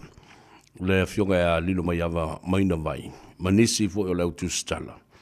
Leanga e tā ua I lo loto ma lo mafo fau. Ia mata upu ia na talanoa iai ia le fionga e lau timu ia. Leanga o le fatu lea na toto I le taimi na o mai ai I tonu I le lua afe lua sfulu ma le tasi. Le foi lau o toe vava ai atu nei ai. E le o suia lava. Le focus ia po o le taiala o lo o lalango iai ia le fionga e lau timu ia. A o mata upu ia na talanoa ina nei. E ui ina tuto tasi Samoa, as an independent sovereign country, we are still nowhere near self-reliant. Io. Langa fo I le nae mafua mai, I le vai teimi o le pulenga tu le epa. Le ia se mea sa le mawhaiona le whaia, na o lava ia I le porkiki, le mata upu tā ua le nā le langa langai nei na mafua I lo mafufau le tā ua le whaafonga le tunu. Financial institutions nei, IMF, International Monetary Fund. Oi la tau ia, o lo fundinga, o whaatupea polo kalame, ia male aisinga po oni tupe no mai foi. Ele Central Bank of Samoa, le fale tupe tu tonu o Samoa. Le ia se vaenga o nei vaenga o ma ele eo o ele whaaporokiki atu le epa I lona foi vai tau na tula I mai ai. Ia tūtō tasi, ma ia whaia pulenga le lei. Le lawa mai le tusi mai le International Monetary Fund, le IMF. E lapata ia ai le fale tupe o Samoa, ma lapata I mai ai le malo, ina ia toe sila. Walanga, o le mea le tangi mai nei, tono le palemene, ma fai pule lava, ma le malo. E o lava le kapeneta, le lawa o tātou vava ia tune iai. O lo o mawalunga pea. O lo o mawalunga pea. Le tūlanga o lo o iai, ia le inflation. Secondly, interest rate. Nāle me o le whaia ia le Central Bank. Le whale tupe tū to tonu se isi a wala, ina ia whaapa u te isi ane ai. Ia tupe tu lui ia, ua mawalunga ai, le si tanga o le tau o le soifuanga, ma le tamau a ingo le tunu. Mea tā ua ia no manao, sei whaalongo le tunu iai. A whaafonga fo I le fionga le li pārembio. Malana kapeneta, malana whainga malo. Ese le tā ua tele, o mea ia.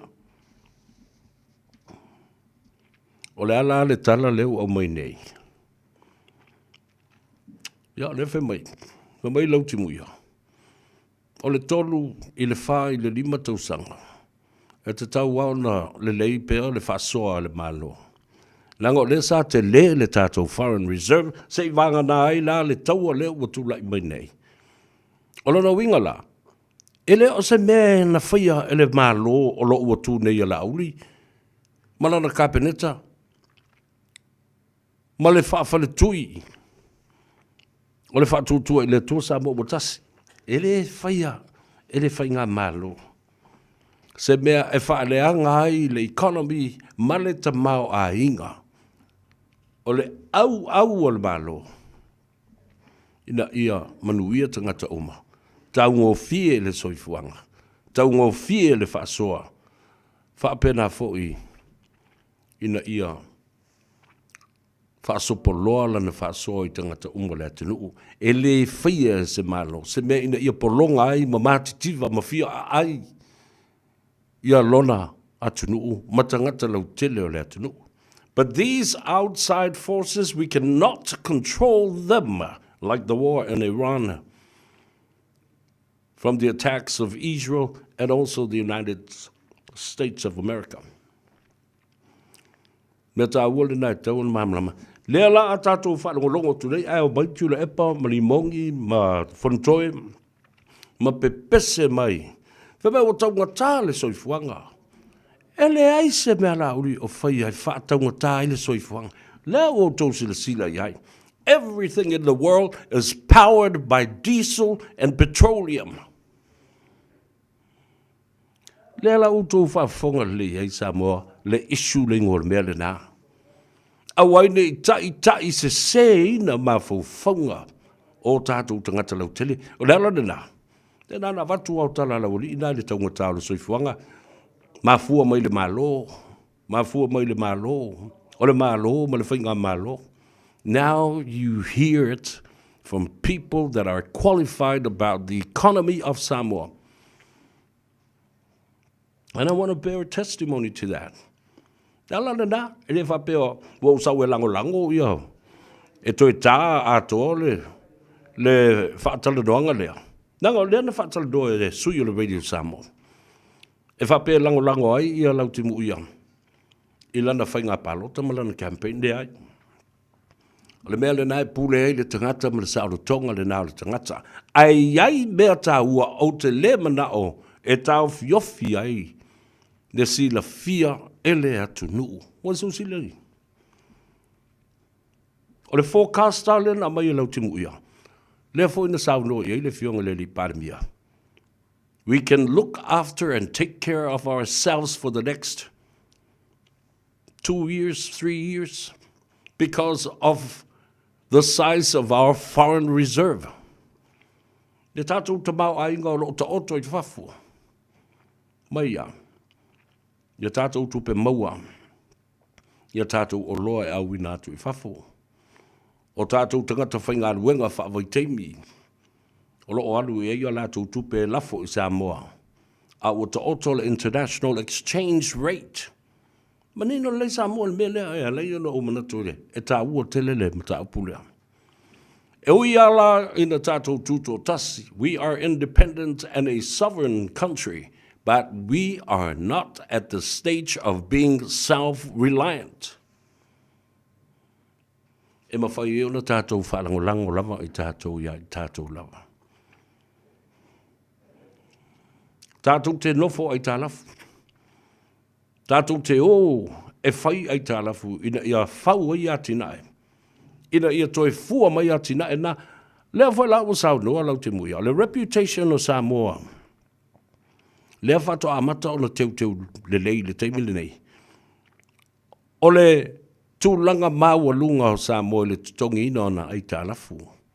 Whaase fulu tau sanga le mea le nā. Lea na whaputuputu mai ai. Le tele ma le ano ai o ai tā lafu o Samoa. Io, wa leva na nofo ai. Le whainga malo ua tuana i atu. Le fast food tau sanga. E fia e no. Ai wālea e toi tutongi le ai tā lafu nana no mai ai. With all these international financial institutions of the world. The Asian Development Bank, the IMF, International Monetary Fund, WB, the World Bank, Asian Development Bank. E wau tau, o pēr no whai atu. Tātou te olo i le Tanoa Ava. Ma lei atou sa vea i le tau wha manino ina o tātou mta upunei. O na tātou o lea i le loto. O le sami, ma le pū te le lo vātu le whaafonga mai le atunu. Lea na tau eli e tau maulu mai i whafo le whainga malo. Ina ua sui le whainga malo. Mai le HRPP, i le whaatutua i le atua Samoa watasi. Wa nisi nei o mata upu. E sea le whaataladoanga o lawari ia malatou mea au mai. Le ala fo il nai alai o na tele le tau whaleanga. Ina ua maua tulo i le turi manu lea. Le ala le nana la iona tau fia le toi ai tala fo Samoa. Fatoa tau mawhai ei lea to togi ai tala fu nei.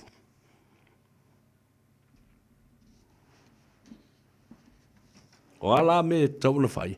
Building up our foreign reserve. Toi fatu langa. Ma toi fa putu. Ia te le tātou foreign reserve. O tātou tupe na e tausi. ma tātou tupe teu ia tunu I whafu. Ma whale tupe o teu ngā tupe Samoa ia tunu I whafu. Nā lewasiri lewa mai nei le tūranga o le iai o se vālele le tunu. Tele awala e mawhai una whai ai. Nale e matua te le tupe le nupi wha. Samoa National Provident Fund. Tele a seta ualata lata I le lua I le tolu biliona foi a lātou tupe. A silsila I le isi vaenga sili o le tele a lātou tupe ia o loo iai le temile nei. E whalapu putonga o tausimin mawaenga. The UTOS. E le tau loan. International loans. Mana no tupe Samoa ma isi atunu I wafu. Ma whale tupe te tele ia lalang. E ma whai na whai le mea tau o le internal local investment e au mai ei tupe. E le malo a wafoi o na tō tino uma waenga ia. Nā la o na whai ina ia mawhai o na apatu i le malo. E se I mai ei se waenga tupe. UTOS. Nupi wha. Waenga o whanawalawe o tau I whafosei. Housing Corporation. Wha laputonga o waa le tunu. Airport Authority. Se vai le sili le tele o matanga ruanga le malo. Lea e tongi le maa velo le aso I tutonu I mawhai ai sa whanga. E whaanga I ui ai tupe tangata. E le tau long le malo. Isi a tunu u. Mawhale tupe tele le langi. Ola o iai ana a seta. E mawhai. O na whai ai se lona. Wha loto I whale. La le tia wala. Yeah. Partnership with the public. Private partnership with the public. Le tani I tangata. You know what the tala le vai whale. Ma tafa le fina ngalo le malo. E ma whai o na whai le paanga. Ale malo. Le company va le ale Samoa Airways. Fatasi ai matangata lau tele o le atunu. La tau te fia whai sea I te tonu I. Ale whai ma mea ula lau li ia. La tala lau timu ia. E ma whai na whai. Ai ei tu la fono e whata oto e ma whai ai. O na ta oui ai. Le pui puinga le lei. O le malo. Fatasi ai le company. Ai mai sea I o le pui pui a fo I o le saunga le mua le whaonga ina o tupe a tangata lau tele. Ai leo se mea wha pe le ma whai o na whai pe wha sao na whai. Let's get that straight. For the listening public. Male au vale na le tala no so o fa mai le mawhai o na whai. Uma na whatu langa le tūla whono e whai ai mene. E mawhai o na whai. That's all you can talk about. The negativity and the impossible way for Samoa to invest and gain under the law. Nalo tu la folo pe a umana whatautu.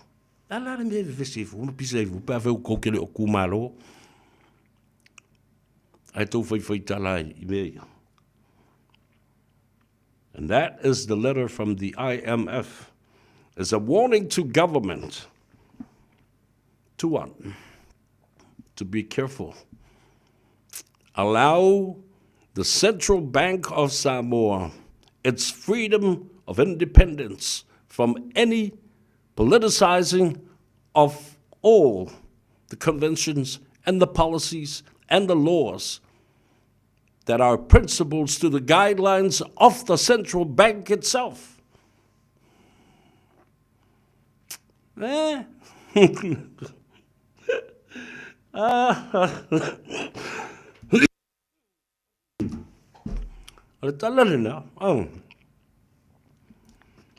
Tātou tūtua tasi. Ele ia ina fo e sisi ma lo tātou tūtua tasi. We are independent and a sovereign state. But, ele pat ke le alga kumai inga. We have never got to the stage where we are self-reliant. Tātou te le io o lava. I le tūlanga e whapea ai. Tātou te le toi ai tālafu. Tātou te le toi whalangolango. Ini tupe mai fafo. Mani tupe mai nisi atunu. Mani tupe no no. Wa lava lo tātou ta mao ainga. E re mawhai na whaise mea whapea nao.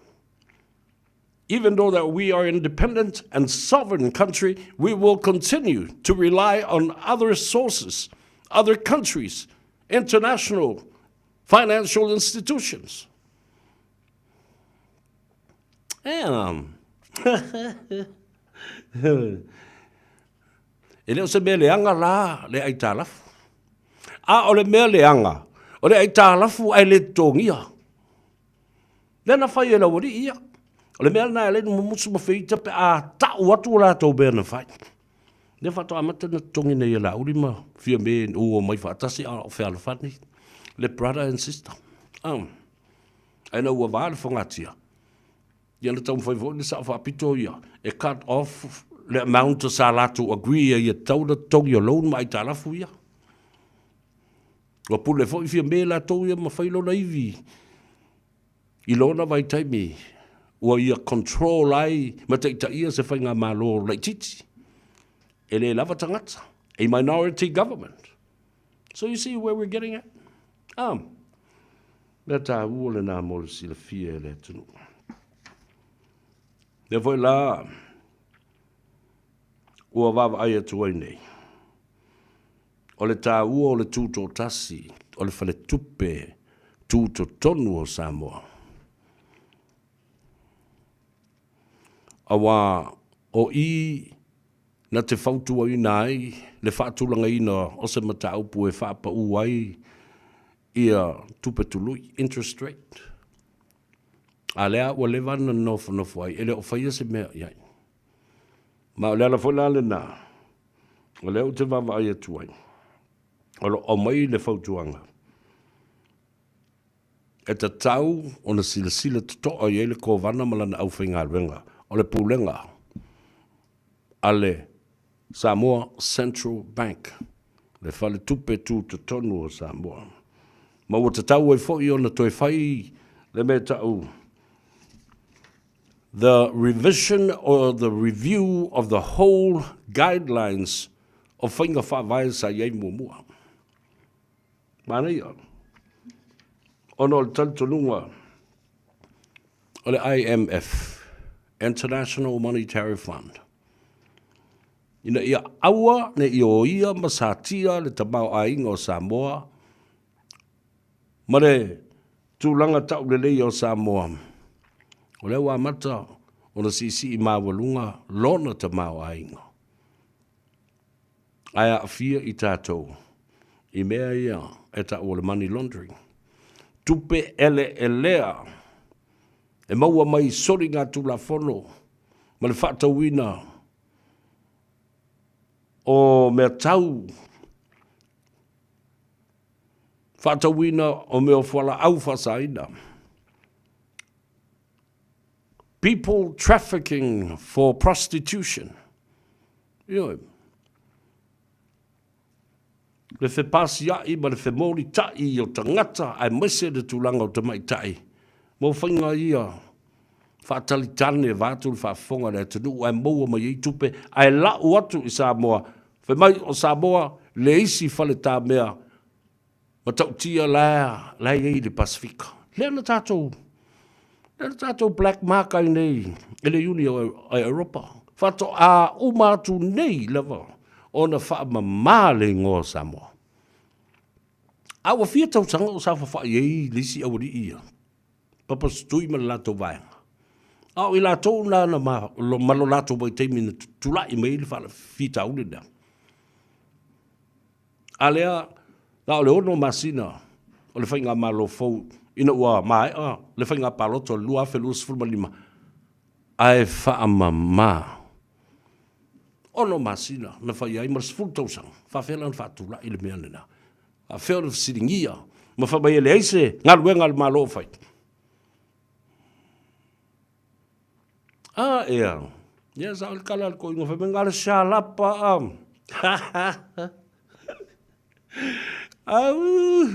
Sole tama tua mari tele. Ta ule na. O le tātou malama lama le lei. I mea ia tu lai mai nei. Fa mai lau timu ia.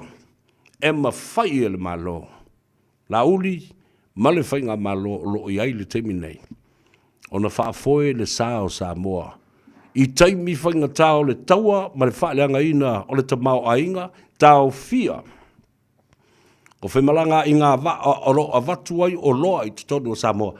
Le ala nei tāu ai. Oi whai ko maumanga. Ko ko whai ma ko kalo ma kia pula. Whawhanga i kou ka mai moa ma. Whai whaakilei o kou la whamangu ma. Whangang i whanganga pua. No. Kausi whaalei kou a singi ma meo ma moe ngale o kau ngok mo. Ma ngai pofi. O to wawa i isi meo. Whaalawe lawe la o whai nei Samoa. Ele whaalawe lawe na whai. Na tai ei le sua alisi ainga le povi al matok. A família vea. A wala fasia le povi. Vau se mai se mai ngo ai se o le povi kai kai anga. O le sua tal sua le na e vakuola le povi. E o ko ingol kwa ula. O le fasia le povi. A o ta iola le povi. O e fafanga ma vai se povi po e vange whaakawhawa i e. Mo inko ka mai pofi. E vai le tō maima, le tō whāto ina mātutua. Ai te ua whaalonga o whamaila. O whapela utala, ta whiwhi. Na mua wā tau iai ia le tō whāto ina ia. La ta iola le sua. Le povi ola. Ola ia. O fasia le povi. Ai o kakau ma whanga whali le povi a kofi ng susu ang kakau susu le povi ngai whapasi fole me.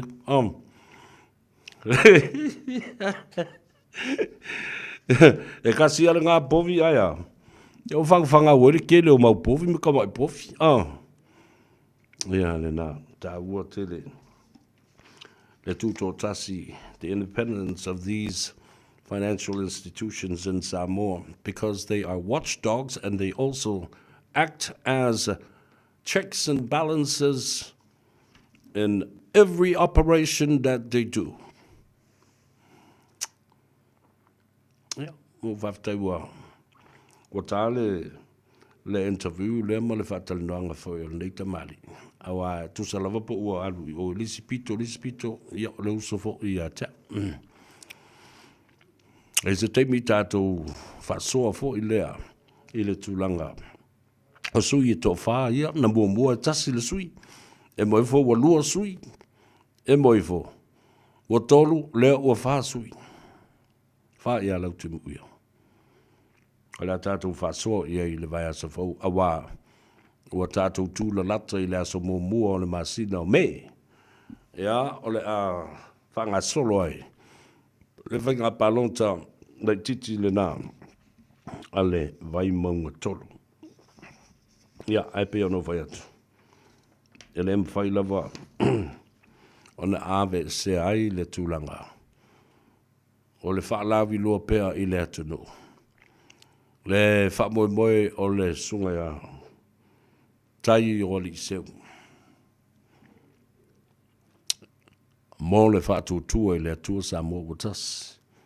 Ma au tel tonu foi. O le whaatō whaala inga foi le nā le i tu malo. O le tūtō tasi o nisi o whaalapa patonga le nei pei o le iei ia le official su e Tusidi. Ma le whaletupe o le Central Bank po le whaletupe tūtonu o Samoa. Ni awa ne ia fia ini whainga whaporikiki. But these institutions have already been politicized 40 years ago in the making. A fia ai le Central Bank's governor mai lātou sa ngā lue ai. Ia, ne lau tau no fo il whainga malo fau lato O la ato e sila I le tūlanga e whaatūlanga ai. Ma toe au ili ma au talu ia whainga whawai o le whale tupe tū to tonu a le atunu. Tātou wōni malolonga, ia, nā eru o ia whai meisa wipuki ia ngai sau e whai la ia lea. Kā kou koe a vau I le awhiawhi le nei. Ia, ai momoli atu le whaaftai ma le whaamalo le mamalo le tātou atunu. Ia, o lo o awhio atu le tātou container. Ia, ma whesoasoani fo I whaatau le talo mai tū mua, o le talo mai whale alili, o le talo mai oi le atu whangaloa, o le talo mai le atu sāwhata, o le talo mai I whaleata, o le talo mai le whale vai maunga, le ano a maa, ia, ai mai se foi o I le atu a le pata, ia, whasolo mai I matautu ngā ngai whale vau, le whanga atua e o lava, I le I tu malo o le ainga le tai. E o foi I le I tu malo sa matau ma whale la tai. Ia, talo umana le inga tai. Anga I wha more so I ko kara pero ki ngā anko whalongo me o leo te pese atu e le aise F-Boss. Le aise masini le au whai whaato anga e whai ai le nā mea o le suru o le card. Anu ma ulau gas. Ia. Nā he te ilo le iare me tau na whai al nā e whai asi o wha fiu le nā e le mea. Roi pou nasa toi lolo mua vai, tālu whalava. O Kelengi Peko, tālu whalava, watching from Olosenga I Manua, whatalo whale tātou ainga. I whiti uta ma whiti tai I Manua, I a whapea fo I Olosenga, ma ina I ta u. Alo le sui fuamanuia. Manatua ele ola lau leitio. I ta tonu lau ta vale po tonu al whale. A olo ola lau live stream. O le Facebook page o le Radio Samoa. Ia, ma lana YouTube channel. Whapena fo'i, ia, ma le tātou FM 106.1 I o, I Samoa. Whatalo whatu I lau tō whine. So alo whaiu, ia, whapea fo'i lau so ia aloi makuisa. I ta mai tae o hana ma lana whanau. Napier Hastings, Hawke's Bay. Ia, whapea fo I le tua whine. Ia, seu. Ia, a musa manova la umaia upea mai al tātou por kalamile. So, o lua tasi, lua iwa wha, fitu iwa, lua fitu. Whatalo whatamai tai Jane Joseph, talo whalava, malole soi fuamanuia. With all our listeners and all our fans on YouTube and also Facebook page, would you kindly write down where you are tuning in from. Yeah, Loretta Roberts, Twitter Tufunga, watching you from Las Vegas. Talof, I'm also from Ria. So would you kindly do that for me? So I can know exactly where you are. Oi Fangsa, Niwa Folau, Talofalava, for me. Also, if you want to real proclaim to sa ili atu po mawale to o si to ina le nasa o so etia I le to fale famasino. Lumana ia sangue pepe talfalava Vili Solia. Alo le sei fomaria. Talo fai malo fa taile ma Queenie Wolf, talo falava malore. So if we share our program, please share our program so that people will understand and laugh about what we're laughing at it as well. Ta woio nai na ta puia na ta tu Tanoa ai nei. Tātou foi mai, ia, Tanoa foi I le tā wotele o le nei aso I le tala whaasolopito o mai malu semu. Watching you, Severe, from Melbourne, Australia.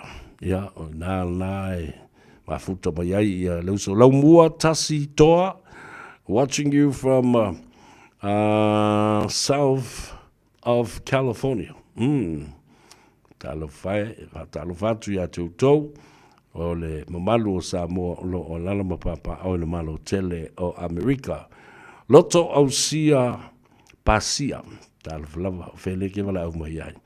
Italia sia opo, mai. Watching from East Palo Alto, California, USA. Ya, mai nā mai le whaalave lave, au mai eise tātou mea whale, kai milionga ka la ale vaenga ngale. Ya, nā, tausili, tuai malo talo fauso, whamumoe lo manuia oe, ya, wia foi ia le sapati e tae, meise lea so malo lo. E whailonga ai le soifua mai la tau na manunua, ma mali liu le tau mua ale lalolangi. Joseph Matuoto, Talflava, Malon Soifua, Olini Autofunga Fonti, Talofa sister, Jean Collins, Purcell, watching you from Seattle, Tacoma, in Washington. Hello, Faftaile Mafuta Mai, Lika Akiripa, ya Fapefo Ifitalenga Siofanga. Tato wo e tale peselea. Ia, vai, iei foi. Asi kamo mua kako kala I vai whangua. Po ale me o tupu le talo le tau I le whai unga foi o le nei vai asu. Whai asi vevela o le lai le so. We pause to remember those who fought for us. This year carries special significance as a law's been passed so today commemorates all who served New Zealand in wars, warlike conflicts and peacekeeping operations. An ex-soldier who served for Great Britain in every conflict for 32 years says Anzac Day is in our country's fabric. For many countries, including my own, it's a day of grieving. There's a lot of loss. It's still very alive. You've got to take one day to remember that there's people that have gone before you and had worse days than you have. Hutt South Minister Chris Bishop's apologised after failing to attend this morning's Hutt Dawn service. Bishop's name was read out to lay a wreath where he wasn't present, blaming it on a miscommunication between the RSA and his office. He says, as always, he's laid wreaths at 2 Petone services and the Hutt Civic Service this morning. Our natural energy reserves are edging closer to exhaustion with the impending closure of Taranaki's Maui gas field. Austrian oil company OMV's informed the government and regulators production at the field could cease by the end of the year. The closure could amplify risks to domestic energy security. Energy Resources Aotearoa Chief Executive John Carnegie says the previous ban on exploration removed the pipeline for future replacements for our ageing fields. In fact, the last discovery in 2020 under the pre-ban regulatory settings could have been producing now. 2 people have died and a third person's been seriously injured in a 2-car crash near Rotorua this morning. It happened about 5:30 near the intersection of State Highway 36 and Leonard Road. The road's been reopened. Police say initial investigations show one of the vehicle involved has crossed the centre line just prior to the crash. Inspector Logan Marsh has thanked people who rushed to help. That's news. In sport, the Central Pulse is striving to overcome the atrocious preparation for today's ANZ Premiership netball game against the Northern Stars in the capital. The Wellington-based team found travelling to training difficult in the storm-hit region, and defender Paris Mason says it didn't help a squad that has 7 changes from last season. Connections are always going to take time, especially with how little time we've been together, but we just got to keep trying, got to push through trainings. Obviously the weather this week didn't help our training schedule, but obviously we just got to try our best to make our connections as quickly as we can. An unwelcome birthday present for Dame Lydia Ko at the first LPGA Major of the year in Houston.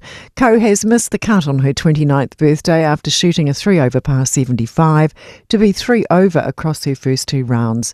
Just 1 shot outside the cut line. That's sport. I'm Sandy Hodge.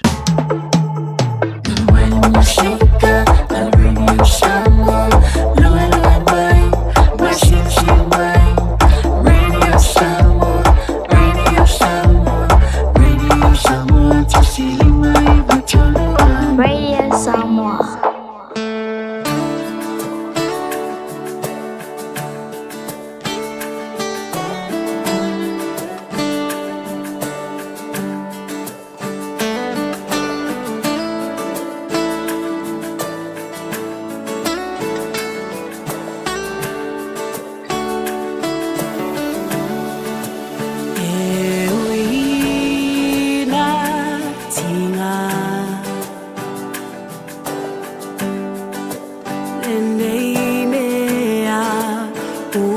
e whai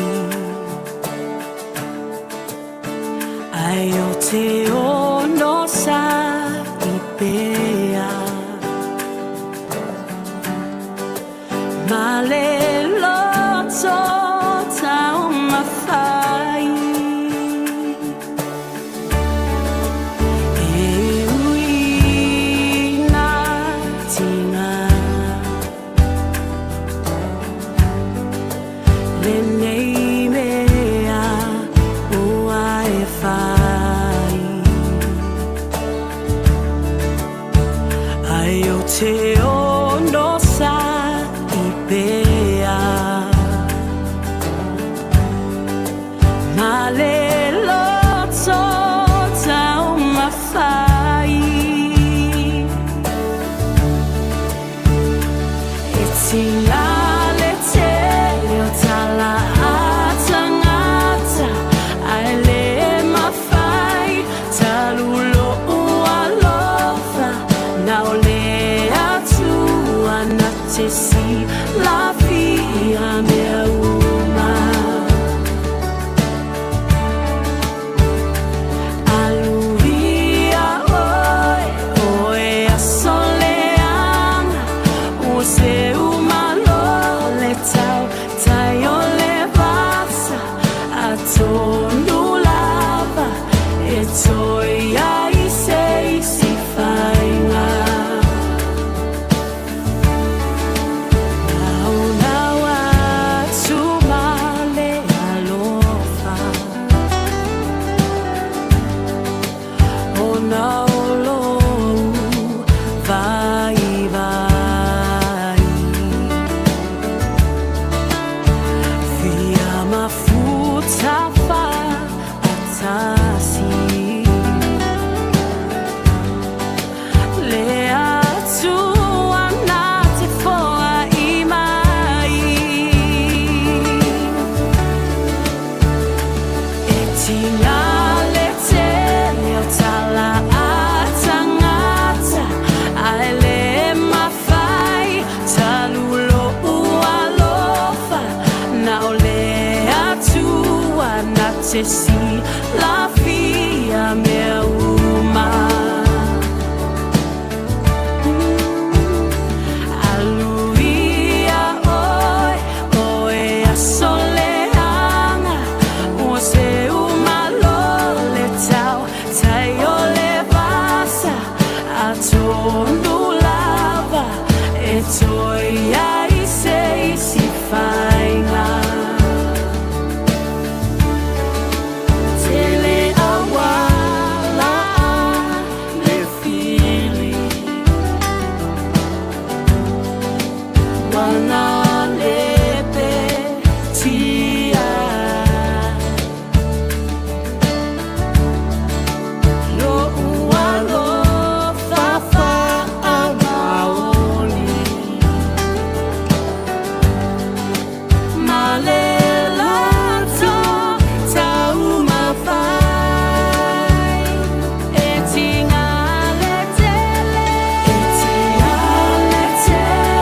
tala a tangata ai le mawhai talulo ua lofa na o le atua na te si la fia mea uma aluvia oe a soleanga o se umalo le tau tai o le vasa a tonu lava e toi ai se si whainga la la la la la la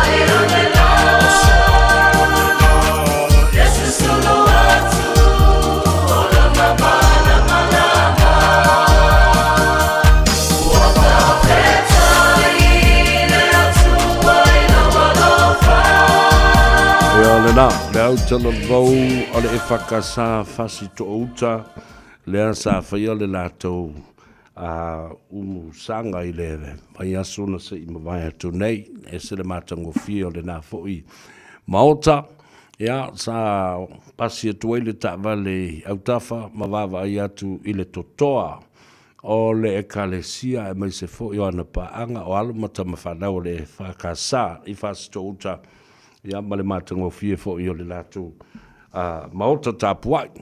Ia au tātou iei nai I maota tāpuai. Ia whatalo whātu fo I le sunga le toina. Ia Reverend Seti Uta ia male whaletua. Lova ai o le kalesia e whakasa I sa le I moa. Ma lole soifua manuia. O leo ua tātou taunu umai. Ua maua le avadoa ma le fionga I hasalama tua kome lauano.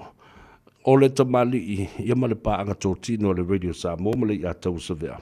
Ia o mafuta mai ina I le tātou container talo le na mai Samoa. Whatalo fatu se whamalo atu le ngalulu le dei aso I lau fionga salama tua. Ia malo se fua savea po lau fionga le ataua. Ia whatalo whatu fole malu le tunu o loo whafonga mai tapo kalame nei tūla le uli. Ia vi eleanga leo le atua. Ia sulungia mātou le la nei tai au. Ia ui lava salo lo walta o nafi. Ia matango fia umamea nei tai au nei au uli. Ma lo whaftai I lo tele ia ma ua whapena fo I o na whaalawi lo ai I le tunu. Le taunu mai o le container mua le nei mai Samoa. Patino lava. E le matanga luenga sa tapeni na mai le SROS I vape fo I le Ministry of Agriculture and Fisheries lango mai iai ma le tātou uri pālimia. Ia o se whainga fau le ua mai o le te mua fo I le ua whai ei au mai Samoa taunu sa o mai lava I lima o tama whanau Samoa mai se la ua fionga toi tu inatu e tā ua I lima o le mamalu o Samoa sa unoa I le tā ua tele o le fo I ngā luenga ua whaatidu nei. Ia toi Paftai atu foi I le mitanga luenga le SROS, ia ma le math, ia mese foi le support mai le Minister o Ministry of Agriculture whatoanga whenga whaiva. Ia mese foi lang sua mai le fionga le liparemia. O wa foi le whatinoinga o le nei whamoe, ia e tā ua tele foi tapenanga ma awala sa tauna sa mawhai ona mai tuar container talo. Ia, o se update like titi lau fionga sa vea. Ua alu lawa le talo pe le hotcakes. O mauteo mai fui malo whanau nei le tahe au le fitu. Ia o lewa na lenga mai ia le malu le tunu. Ia maua se talo. Ia sa lato loa fui sa maua. E sa maua le custard pie nei. I si vaenga le. Ina I maketi laiti fui sa vala aulia o mai. E le Angel Delights Delicious Cuisines. Ia le ainga pas Tanoa Samoa. Ia foi le fionga ia tau ili malanga lamban. Ia foi le to le sai e le fa au si Samoa ane. Ia o lua lava o le talo. Ia ma le custard pie, ma le kale, ia ma lamban. Ia le was sold out uma. Ai le tale tolu. So o le malo le tunu uma wa to tele lava le ainga solo mai. Ia o isi foi na vala o mai telefoni. Fa mai fa mole fama e te ina le ongo fa kule ai e tale lima o walut fale. Ia le na. Ia e la saka fai ai fia ua kaunga malolo. Ia e ui o lea. E le ma fai o na tali tuali maina. Ia le vala au atu o lea tunu uma le fia. Malanga atu fo. Mai o le sauta ua leo lea tunu ua salama tua I sau fa atustusa iai. Sao le lei. Leo foi lo fionga afa pe tasi pe lua pe patalo fa tau tangata. Ia ole au nanga tele na ma support na ile au fe fatoanga I Samoa. Ia ale ei foi le malu tunu e la te loto no mata sa pa ia nei fa moi. Ia de mo fe sele ni to transfer I mtanga luenga le SROS ma le math. Mali la malo va tai tele la vai. Ile anga le lei ai mese ole fa tai ile tunu. Ia wai malanga tunai ta mam tina matutua o fate ia u le toe vai le tatu fine ia fa mamalu ia ile tai au nei o leva tau sanga a wa o te loa ia sa ia le tanga luenga le soifua maloloina le telo tausanga au le imalanga mai i New Zealand mga lua i le whavalele o le Polensia ia o fifia ua mai e fesoso ni mai le ngā luenga ia ma whaatau atua i fo i talo mole to na i o le aso tae au aia ia e tele lava le malu le tunu sa mai tele la whaatau ona fo isa whaasisi la tulunga ta o kalamel nganga i fo faiva mal Tanoa Ava i lunga radio Samoa e sa whaasisi la tu a tele la whaatau e maua le mea lofa mai le farmer ia le fo isa maua le mea lofa sa taulo swafa pa mai se o le talo e isi mea lofa mea sabea ia le alava na palo ia pe le ta me alofa na mo le malu le tunu ia e le ngata ile sa fio mai fo le konsula sa mo le fionga ia pal salue I ana le la taia ia sa malanga mai fo le fionga fa tau na talo ia ma le tele fo I sai fo ma le tina fo ia mo fanua tupai ia fo sa ngale la taia fa tau le lampan ia mal talo ia o vai atu e wa vele talo wa so mai fa ta si Samoa ia lena ta fa so o le talo nei ele se talo e lanu mumu e lanu moana pe lanu green pe lanu brown ia talo la sa mai ele Samoa lama a tonu o ne ia me o porkiki o fe vai ia ele se be te tawai o le talo tonu ala vol tangata ia a tonu a vele le talo Samoa ele fa porkikia io ele se talo le fast talo le HPP po le supo po le alava o le talo a Samoa a toa Samoa wow ia sa o le talo Samoa ai le fa foi e sa vea masala longa winga e sa o le talo sa o lava mai fanua Samoa sa foi o sa o mai I bima ma au o tama fana o Samoa I nei au kilani New Zealand malo fa tai tele lava la se teimi o le fu e tapu ni alo I le tatou fa tau ka talo mo container le so ia molo sila fielo fionga o le was sold out mai si fale enga I sold out ia fale enga o le vanga o le pai ma lamban ia ma le fa usiesi ia natale le sutasiana le la was sold out le si vaenga ia le lava I tato pineapple pies nei ia mal talo masalo pe le lo fatal talia tua po le tau le lima mo le mamalu le tunu ai mese o lo fenga luenga per neston e ma foi na mo le ava no e mo se la totalo le nei weekend ai le lo fatal talia tu po le lima ia mana ia tau le lima ai o la se tofa wa o le fa igual vasol dei o le aso malolo le aso ngafua long weekend ele o no totala ina ta ua pe fa la wi le tunu ia ona woto tele foi le malu la tunu o vala o mai ma sa o mai fa ta wai le tele ni la to freezer til fale le la na fisili mai pa mon mole sala e matala o to la so ngafua ia o le tali pupu la mo tali foi ngofie e tale se futasi o le la tata tala matiti au wai e o la so ngafua la so malolo se malolo le nei au fenga luenga le a la tunu ia na sava il vali melala ia pastai la fionga ia o le lava e nga solo mea fa tau o fiong pat le la tala le songa fua i sultasi ai le lo I foi police fulu I na nei ni se fia va ve mo la to talo ia sa vali mai foi le malatunu olo avono le pai male kale male lamban mal fa au sile lei ai ale ai ia o le si foi sto na I toi mo na ia ma lo va ti le lava ia o le atau mawhai aga I atu tātou to lua fo ma so di le tunu upe a manawa ngā luenga I lunga o le ea I le so ia ai toi whamana tuane sa la I le tunu se so ia se whea kuale me le ingi F posal whama ai whemai ia so ia ai lela toi whamana tuatu o le tau o le tato talo e lua pepa I le lima sfulu tolu pepa le situ sfulu ai lima pepa chelau sfulu ai atele le fatau ia mo na lo from farmer ia o le numera mo ai mato I o le lima tolu title road ia I mangele ai a fia faso tai mele farmer ia o le 022 091 6352 a vala o mai o le la sau nei ali tali mai la fatatali atu mo lato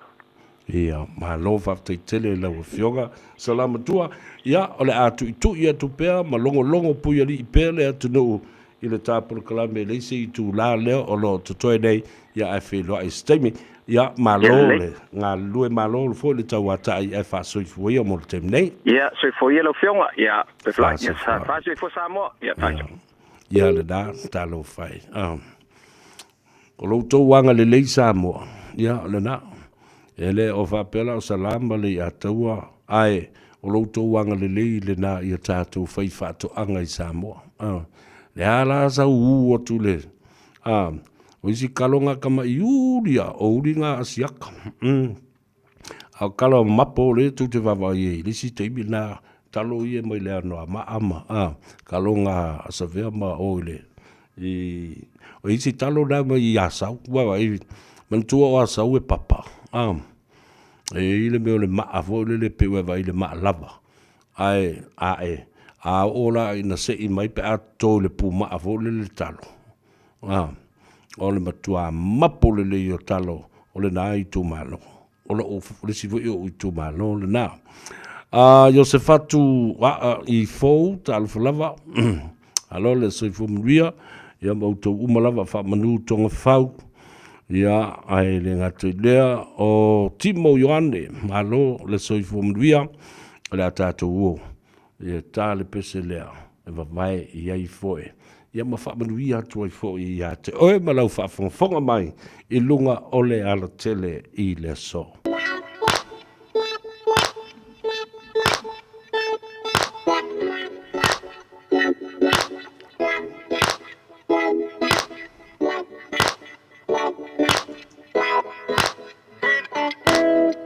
I'm taking you back to memory lane, where we all began to sing, and everything is beauty. I'm taking you back to memory lane, where we all began to sing, everything, something.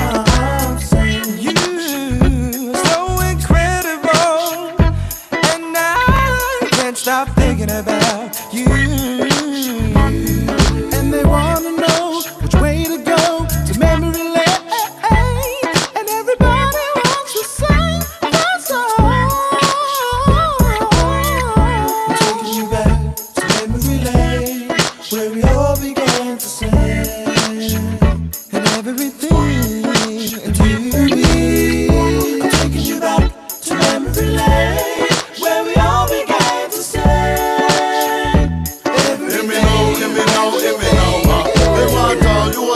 Me and my boy something I since and I probably when we're such a young guys in the beginning. When me was a little seedling, me have to mix and mingle with the other kids easy. When me made friends forgot, turn me enemies, not into black dogs, but like Palamis. Taro with me cool day out and weekly. Play them up, but me sure we got safely. Back then, me wasn't into girls, me just wanted to make lots of money. Me have to think twice about me future, but all me really wanted to do is sing. Let me sing. I'm taking you back to memory lane, where we all began to sing, and everything and you. I'm taking you back to memory lane, where we all began to sing, everything, everything, yeah.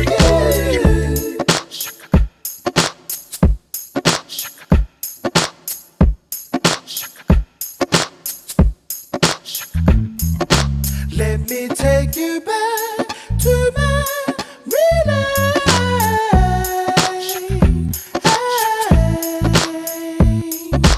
Let me take you back to my relay.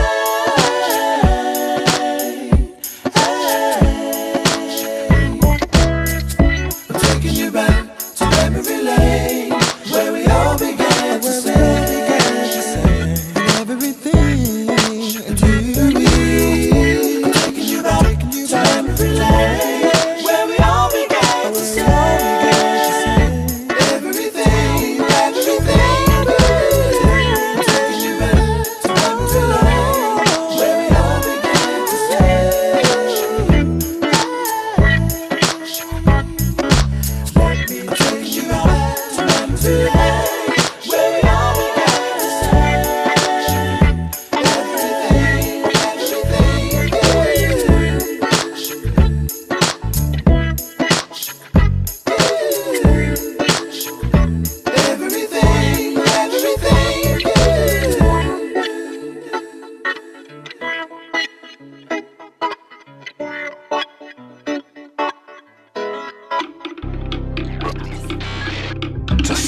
lima I whatolu amo.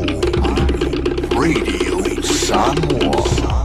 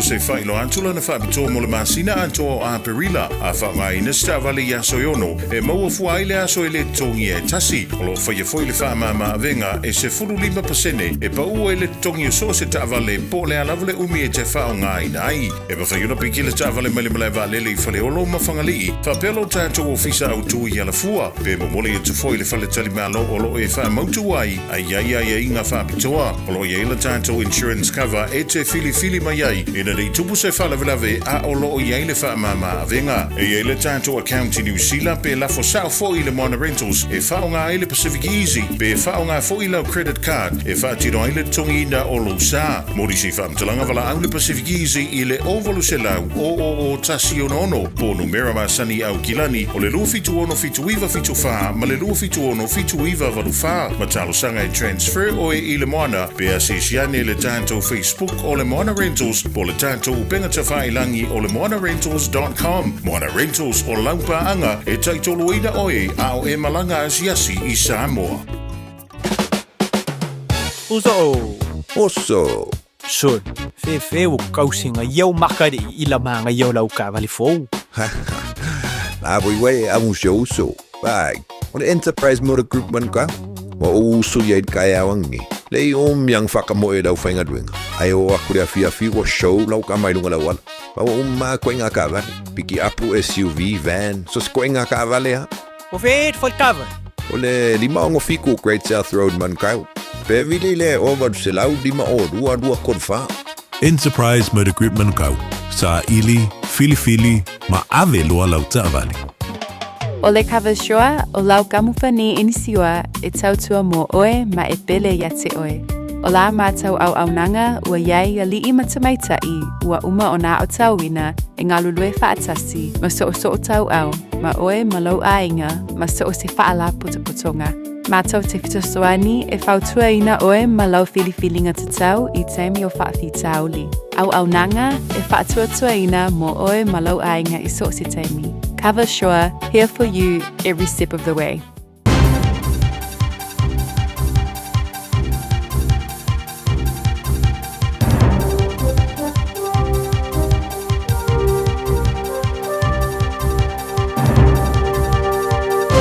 In this update, a contingent of Defence Force personnel have flocked to the rocky shores of Gallipoli as the Anzacs did 111 years ago today. The annual dawn service honouring the New Zealand and Australian troops has begun in Turkey.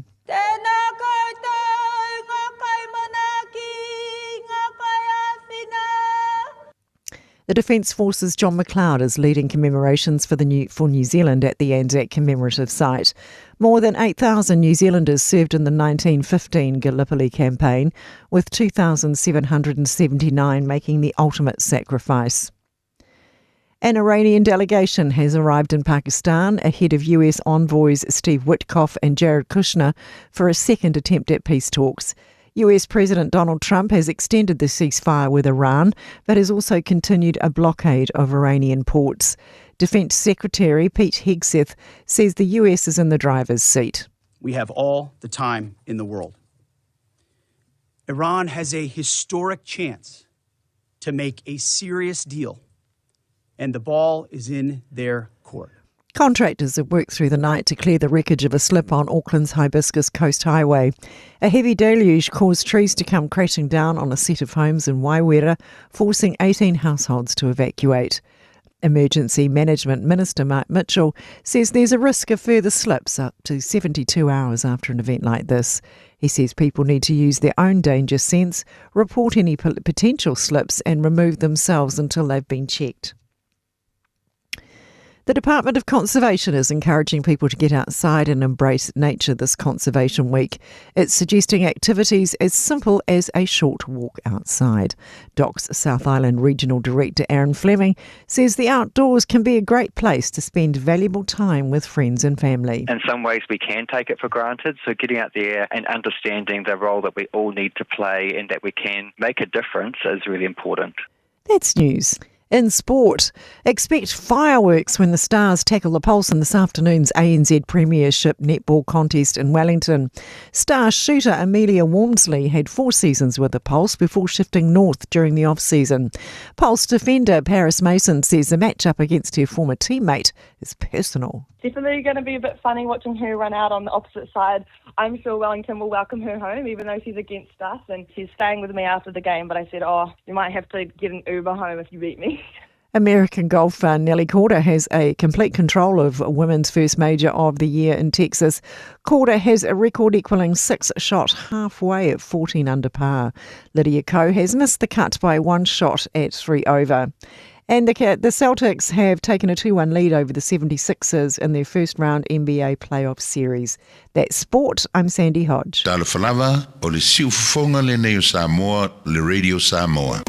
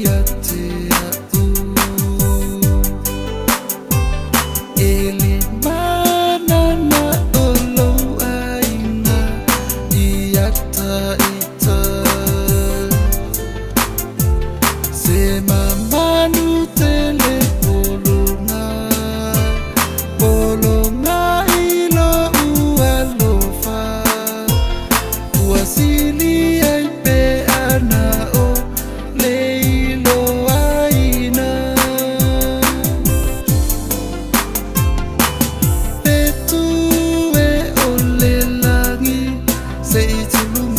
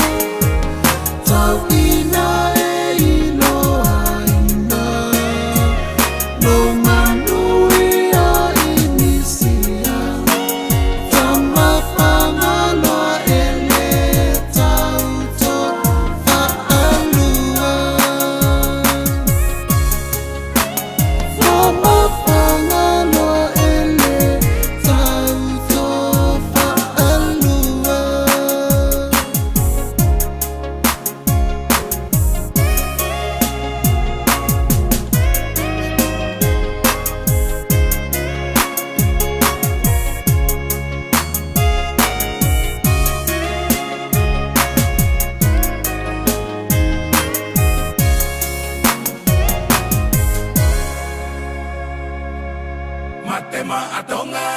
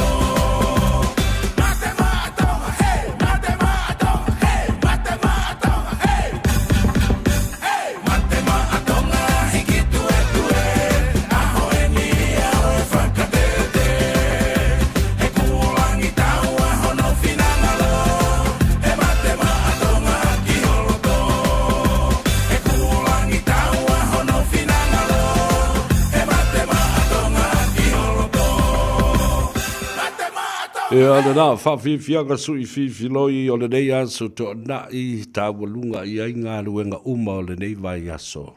I le tātou Tanoa Ava e te maua ai le sao. Mai antul talanoanga fo I ma le whionga ia sala matua. Kome la wano o lo vaia le tātou container o talo mai Samoa. I nai le tuatusi 5 ma le tolu. Tidal Road I nai mange le whafsanga I tonu lava, ma le awala e awhi ai I te tonu o le malai ola mga whuanga Convention Centre. Ia le si tu wala, na e whasanga tuai le tele o ta vale lo tua tuai ma le tātou container, le talo Samoa ma le sign le nā o lo ia le wha ilo ilo le awala. E te iloa le rei ai, ia, whatau sau pepa talo e le awhia finei, ia, awa le tō na e whamanatu ai le soifua o le tō tele o fita a New Zealand Australia na tutu fatas e o le taua mua la langi lea na ngā pāi le aso sfuma le wha o le aso sefulu ma le lima o le masino aperila lo sfuma le lima o aperila I le tausanga e tasi le afe sefulu ma le wha tautia le telo tausanga ua mai atu nei. Ia e mai se fo'i ia le telo I lātou na mai mawai o lātou soifua. I lea fo'i taua mua laulangi malamanatu. Ia e le toi tulai mai. O le mata upu le taua laulangi. Paftai atu lau fionga I le konsula o le tātou malo Samoa. Ia, malau lango mai fo'i le wha moi le tātou container le nā. Ia, e whatalo whatu fo'i lau fionga le li pāremia. Manatu o le nā ua te ese mai I le mauta ngā sengase. Ia, ma ua mapu atu fo'i maomata. Ia, e whatalitari ai se taimi e toi te li wai le uto I Samoa. Male whale tua, male whainga malanga mamalu. Whaftai le tua. O toi whaafoisia le malosi na ua mai o na whaatino fo I siaki masani. Ia le pisa o ia isi au vale ia. Whai mai. Ngoto fo I male isu. Esu e pēa po o le. Le ale mewa e sa wai I le meo le. I le meo le private jet. Ta ino e wale o e whaini ngā ruenga le ima. Ma ano le tangata I lana pisi nisi. E mai mau I fuo le teimi. E wha alu le savili. I pol kalambe le malo. Ia wha pena foi. Ia le tūlanga o le sa ilia. Sa ilinga matangi a le tektai o le atunu ina ia wha fuisia lo na malosi. Ia le na. Ule mai maua le teimi. E lo mamau o tua I lava. E alana whaitala na. O le loto leanga. Tau wha leanga. Tau mawhai e wha se ba whauwhaunga o tangata. E leiloa, ua matua I sola ese mai ai le lango atu. A tangata. O e sa lātou urua I lango le HRPP wa tātou umana tātou lango ina le HRPP mo tātou matua. Wānei. O le ai masaisi e toe fia so iai. E o I le mea lele no mai e nei a li mongi mai fo I ma vai lua centenario mai e whatau ia me o tusi lulu. Wafo, lea o la whasanga atu iai whamsinonga ia I lato. Totongi ei nei lo ia ma mea whapena. Au le sisi toi fi whatau ia le tusi lulu. Wafo, wa solo ese. Le lango a tangata HRPP. Aisea, ti ngā talinga, ti ngā mata. Le ua wawa ai atua, le ai ele fo I se le le toi ina malana vaenga. Ai na le poloka ai, o ale mea tonu ala nā lai whai nei. O whamasinonga e tau mawhai e poloka au nei tu wha atua tupea, ai tu malo ma whono whaavai. Whapea nā ai, male tu whai ina, o le, tai se lauli masfuru, tā la tangata taitotas wa o la lava ia I tu malo. Ia ai mai se lava le te a o le ua whai atu le pāremia. Wa ta tala le whai te toa. a fio mai batala mai au.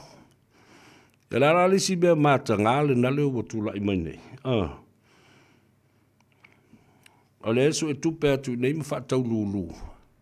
Ia whaipule ia e tia I o lato I tu mano. Ma le mawhau whau. E le o mai whaasa leanga. E le nala ua matua I mai a le whe e alisi whaipule lato ia wa. E nofo atu nei malu so e tupe. Ma whaatau tusi lulu. Ai tu lunga le tu malo whaasa leanga lua. O e whaile lato utala ma le pale mia. La le mea o iai. Na o mea masiasi ma mea mātanga. A wafo I. O leo le ato e fo I atu I whanua. A ole o toe amana ia. Ele to tele o le tu malo. Ta fefe pe ana fa pe tasi ale anga. Ia ma le fa fitinga. Ele I tu malo ma mailo fa pe ai. Mo mana o toe faisisi I la to palo tala I titi. E na ia sui e le la to foi pule. Ole me o tau da fai.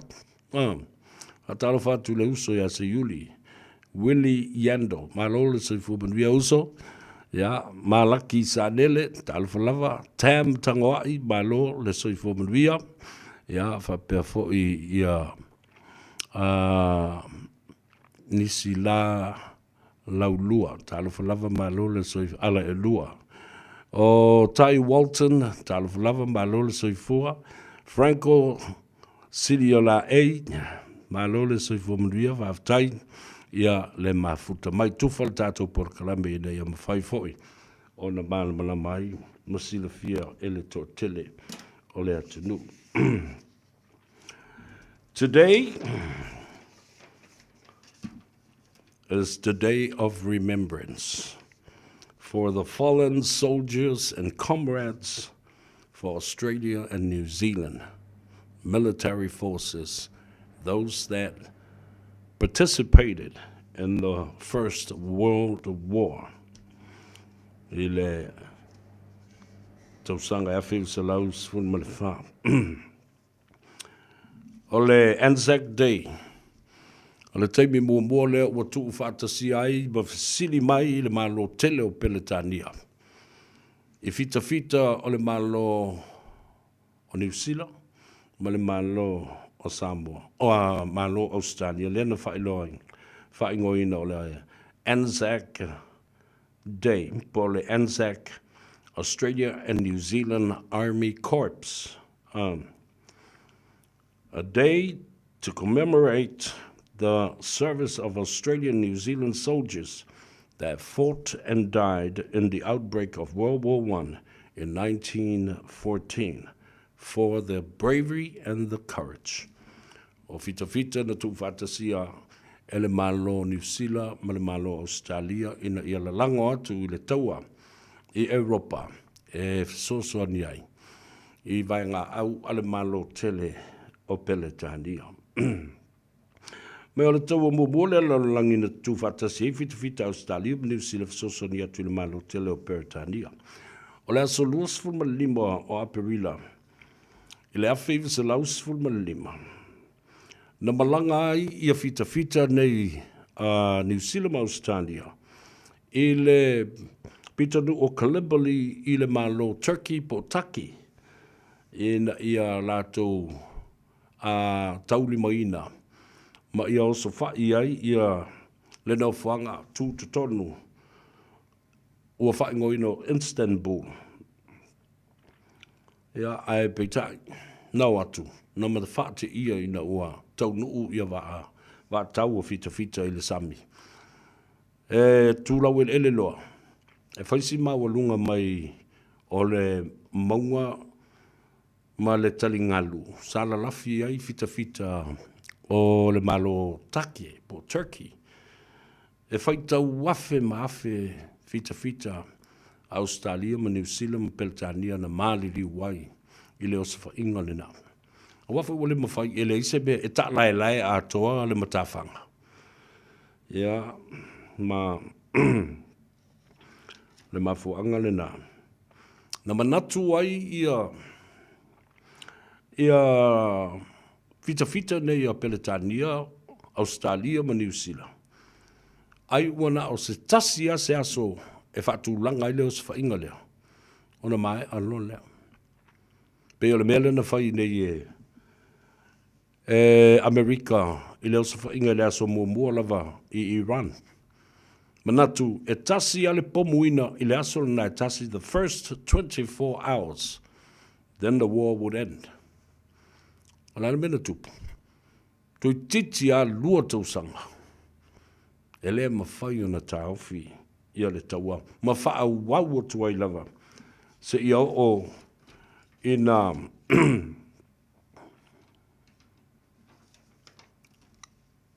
ina ua anga i mai Amerika i le taua.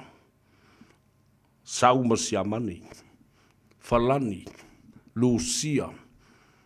E o lava i atunu o Afrika, atunu o Kalipiane, e o lava i atatou le atu Pasifika.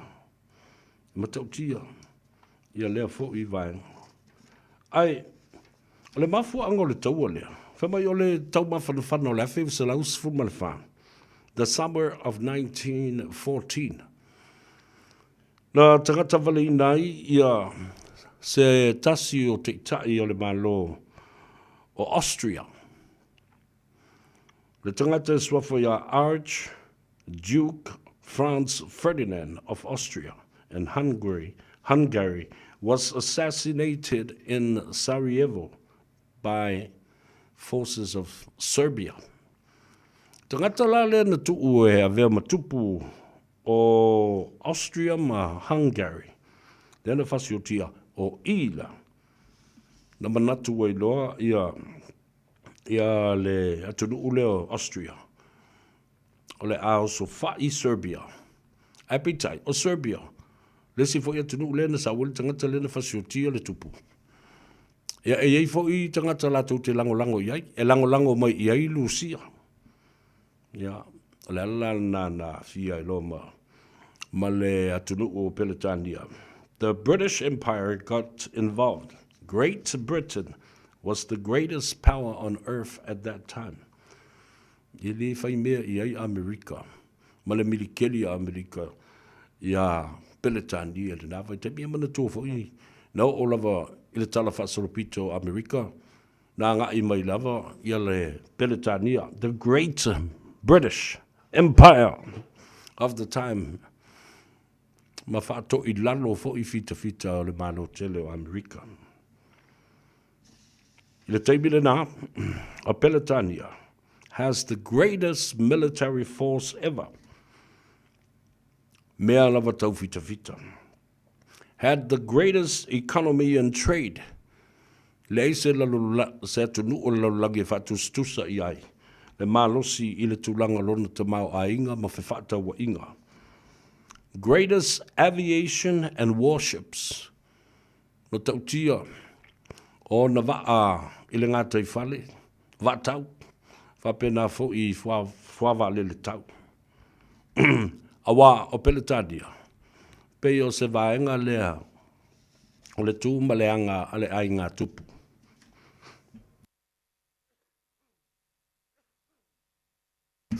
O le whauina lea o vāte tele, o vātau, ia whapena fo i. The Navy and the shipbuilding industry was booming. Whamaila,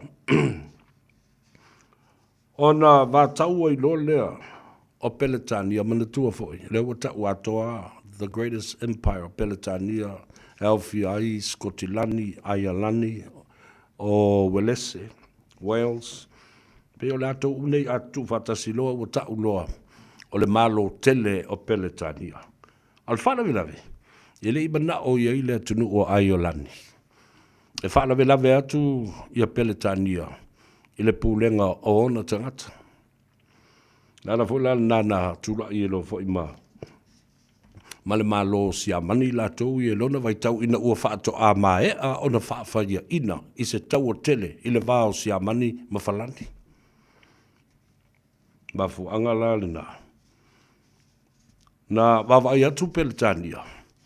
e fau le tunu o siamani. Ai matautia la na bele ua fai i le tunu o falani. Ona fefe lo leo Peletania, ma ave le fautuanga ia siamani. E whaata atitia au mea tau. E te toe tango au loa i mea tau. O so wha i lo Peletania. Ma le mafuanga le nā. The greatest empire ever at the time was Great Britain. The empire of Great Britain. E whai atu ai, whai siamani, oi. Ke whakongua mai ia. Pea whapea o le tātou tala doa fo le whasamsama noa ma se ngana whaingo fie. Whai siamani, Peletania, lale mele ke mga au iai. Wawa ai le mele ngamako sori pala ina ia whalangi. Whai tau wafe maafe tangata. Whapea tangata ai o se mea ula le mele o le whana, ma le pulu whana, o le maina, ma ia mea tau ia. Ai whapea o ni. O mea ni ta alonga, ma ni ta whaonga, ma ni e vanga. O le ala fo ili nā. Sa to o tele ai ia tupulanga tala vau na alta i sfulu ono, sfulu fitu, sfulu valu tausanga. I enlisted loa mo loa. Le stala o lato ingoa. If you owe le ami, if you owe le military, if you owe ya ole avalele, ya ole mele aveva. Everyone thought that this was a game, that the bullet was a sports part of it. Whapea se ta alonga i whai vai. Le ala le nana to a tele ai e miliona le tupulanga tala vau sfulu valu, sfulu iwa, tausanga, sfulu fitu. Fia oi le taua. Whapea la tō ai se ta alonga le mea le whai. Awa vai kunga. O le mea monki. E aki le pulu i le lima, ati le pulu i le ulu. Po o whea lava le vaenga le tino. E mata lava isi tupulanga. Ia la tō wōna o onga whatas. O whioti. E leo se mea pila po se mea ta alo le mea le whai. O le whana is a real gun. O le la au malosi moi. E tu uiei le pulu i tono na whaapala ia. E manua ma mauti ele tangata, ma lavea ele tangata. Te se sila la ia. Britain declared war on Germany. Whamailom Peletania. O kala o whai. Vai e whaule malo si amangi. Io. Le mea ngā leang kou whawhai i nai ia whalani le taua le nā. Mea le kou mea le palafu. Ala utova vailan meta o le mea le real war.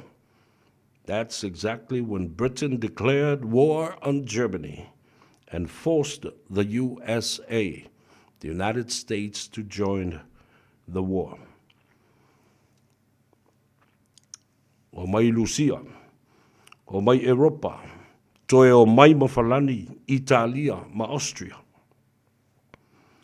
Lena, e olava i atunu u. It led to Africa and the Middle East, India, Japanese, and the Pacific and Asia. Everyone joined the war, including Australia and New Zealand. Whatoa lima masina le matua o le taua mua lea lo rangi leo o tātou whailonga ina i lea so, ai whai i lea so malolo i lea so ngafua. Ai ua ova i le miliona tangata ua maliliwai. Fita, tama mateine, whatasi ai ma tangata savili. O lai kau kankare runga, a lai ka pomu, ta pomu o tuai mawhale, o a onga, o whale mai, o mea umana, tau se sila iei. O le tusi lena tusia ele tangata, scientist, professor, psychologist, Australian biologist Jeremy Griffiths. O tangata fo i nā te sue ma e ata mai le sailinga. O le mawhau le tangata. The made-up physical being and the madly seeming behavior and attitude of man, condition of man. Le tusi le nā au te whiwhi e whaitau ai ma o oto mai ei nei mafo whaunga. I le suasu enga le te malo lea. Ana le ai le tangata. Mana o tele.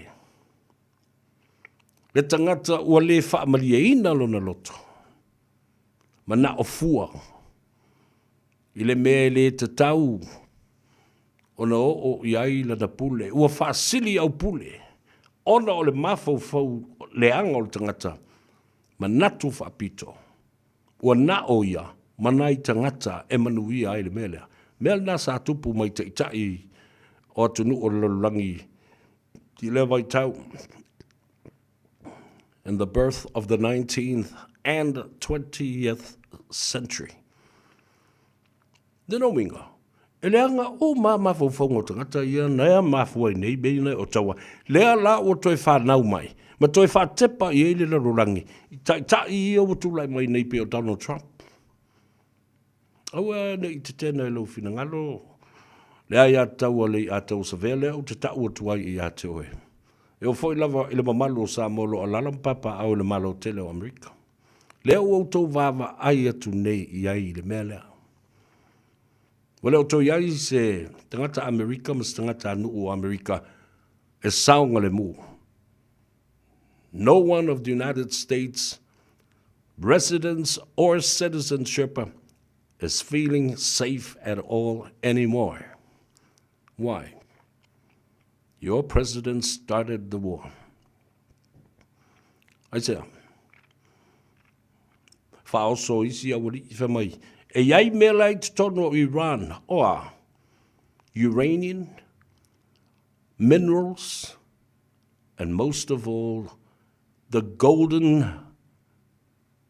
helm is the oil, petroleum, and diesel. Swau, minerali, lai te tonu i o. Whamai olo whausia ai e Iran, mea tau whaaniukilia, ma mea pomu whaatontonu, mea tau whaatontonu.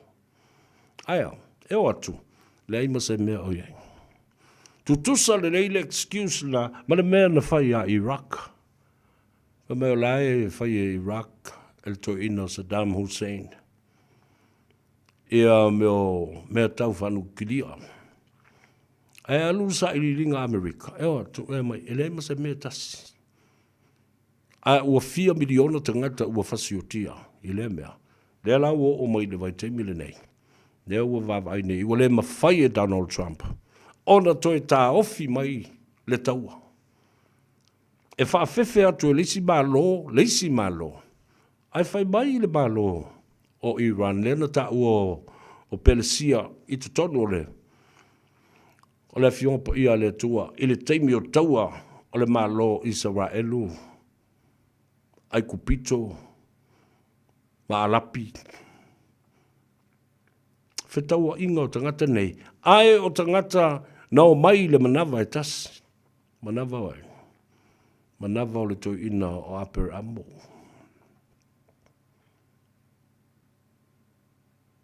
E mana tua le lei. O le taua nei, ie whai le teimi le nei. E ma whai o na tātou toi tilo ma tepa ile amatanga o mea uma nei. Na ua usu le toi ina o APR amo ile au na whawhine alona to lua, le teine o akara. Na mau ai le tamaititi o i Samaeli. E na ua tuli le whawhine o kara i le vau matua ma le toafa. E le i alufua, na tuli malana tamba. Ai na tuu iai le whaamanuianga a le toi ina o APR amo i lona atali o i Samaeli. O le tupu anga atoa le nā, o le malo a lapi. Ma tangata ai kupito ma i lātou umalawa o malo a lapi i le toafa. Whamnianga la na tu ia i Samaeli. Le tupunga umamai ai o na suli malo ia o le taupulenga a lapi. Tangata na ola i le toafa, ma le manatu. Ua tuu la fua ina i lātou. E le lātou ta mao le whatuatua. Malana whanau to sifuruma le toolo. Le tupunga mai ai le ainga o Israel. Ai leilo. O mea uma na manatu ele ai se mea e ola i le toafa.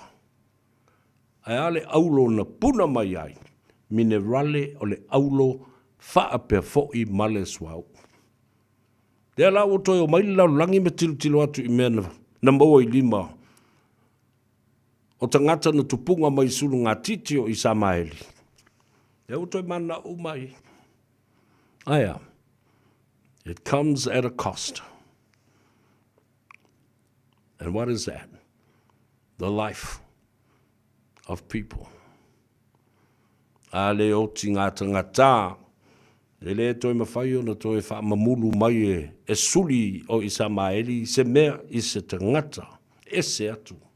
Mai o la tō lava tangata na tupunga mai i le manawa o Isamaeli. Lea la o mai lava i le taimile nei. Mo wha tupuina le tamao a inga o suli ma feoi o le toina o Isamaeli. Mo mana o i eile laulangi. Wata mamai tanga to isi atunu. E fau masini te tele. Fale fai ngā luenga te tele. To mai whanei o na pō. O me whaau ngā iai. Le ele tise. Aia. Tali maua le ele tise le nawai tau. E ola uma afi uma. Ma mea uma o le lalurangi. Ile swau male pensini. Petroleum and diesel. Powered every single machine in the world. And it became a very expensive commodity. Me lana nā lea ua matua polonga ato ilo langi. Nele fato ama nei mai ale me ta ole solar system. Ola le malusi anga le la. Renewable energy. Malosi whaafowina. Aia. O mea umala. E alu. Pē le la. Leanga le tau. Leanga le osone. Wha leanga ina. Mama osia. Ia le mea le afu. O le ozone layer. Le mwhaila ia leo na power solar systems nei area. Toi whaalango lango lava le sua uma le petroleum. Kalasini, benzini, sua uu. Alona wingala, e le mawhai lava. O le a whaaua wau pēa, lava pēa. O na whaalango lango le lalolangi, i le sua uu, o le maua. I tu tonu o ele. Na whaamnui nai le whānaua i Samaeli. Nea la iai le mele tau. O le Hormuz Strait. O ngā ele lea ma le o ngā sami lea e vāpiapi. Na pau leo le no whanga e mawhaio leo mai ei vaa kalasini ma vaa o loa vaa swau u te tele o le lalolangi. I le mawhaio anō i sisi mea e te tau anō i umamai i. Fia pule ai Donald Trump i o, ai le fia alu e tala noa whaale le i e whaise deal. Feu ta ngai, ma fetu nai, ai mana o le tamaloa, whao ngā le au penga, la le meu tupu. E la tua i le tu mamaina. Whai mai te tai o le vaenga lea. Lea sa i ele to ina o Ayatollah Khomeini. Sila i aina. O atu fasioti le to ina o le tupu. Pomu atoa fast fulu ma le valu tangata. Lawi loa. Te sila la ia i le mea le ua whaafengo fiona u whaamtalai nātu. Le mafuango le tau leo.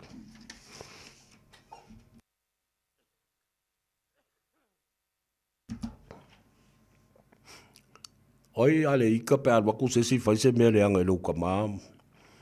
Mauso lo kamama maloto wa inga le no fo la mo le fai se feu tanga i nela ma fu mai le tau le tusi le Jeremy Griffins, the madly seeming behavior of human being and the condition of man. Le anga le loto, le anga le fai ai. Le anga le mafau. Fia pule.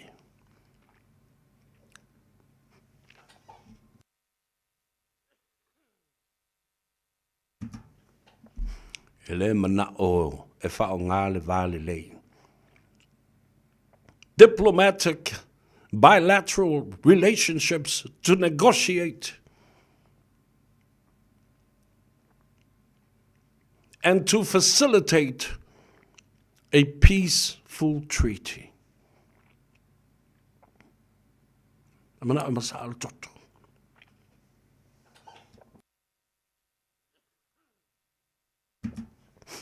Alan melotu. Amana o Trump e walava le tau. Awa musuloa le malo Iran. Maya. Over our dead bodies and to the last person standing. O le la vaya tunu. Mai o le mefo le na. Le wala yu le fuli tua o mamai te tai o isi tunu ya Donald Trump. Go ahead, finish your war. We didn't start it, you started it. Ya mana malama sambo le mafuanga le wala ino fa talal milne. And the most simplest diplomatic common sense and the language used. If I think of you, olengangana if I'm a talai.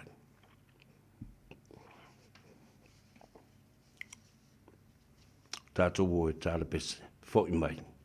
Fa mai al tato por kalambe ile so.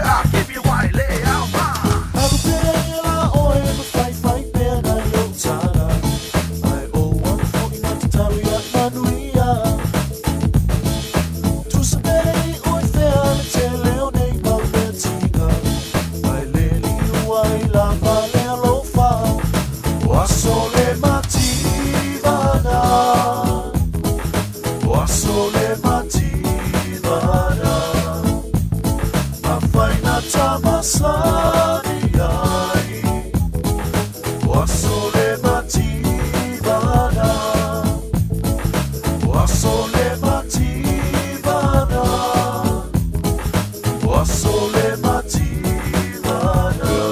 aso le motiva Victor and Fanu ina ua tula nata fo'i ngā ngaifo whaiva ia mataua lunga fo'i ia le Tanoa Ava i le so. O taua nei o te whatustusai mene o pe o mea fo o misa le papu. Puso anga le papu e le lopo ina mata o ina tu ia pai mala whai ai oso i fo maris tangata. Fusu a toa lo tangata le papu. Tu i solo atu e lesi ono le vai e le tangata ilo so tanga le tangata le utupu le pisa. Ia na fusu whapenala i le whapena uma pe o meo taua i. E oso vale atu ai lesi atunu. Ma fua anga le na lai lo na mai o le taua le mua lalangi. Whatulanga mai e loa ma le se vaenga e tau mawhai ai ia nofo file mu. Mai o le aso sifuma le tasi o November i le tausanga e iwa salaus sifuma le valu na whai ngoi nai lo le Armistice Day. Ina ia mali lia i e taatitia uma a upenga sari to e pa se fanga po se pomu. Mai so se atunu o le langi o le mamlama lesi atunu po le alme na lai o na o fue au o lesi au vaenga. Le malama po la le tato mafutanga walai ona ai o mai isi pomu isi o atu isi pomu isi mafuanga na o tau nua to si amani mpeltani e tono o tato o tunu tau mobua le la o isi e tunu ele toi fo isi fita nana nofo i le atunu ule na tau wangi ma feoti ai tangata malalafi ina ua mai o na whaavae ia le tribunal for war criminals and crimes committed against humanity. O le whaamsinonga mawalunga le laulangi. Su e aia tunu una mafua le taua.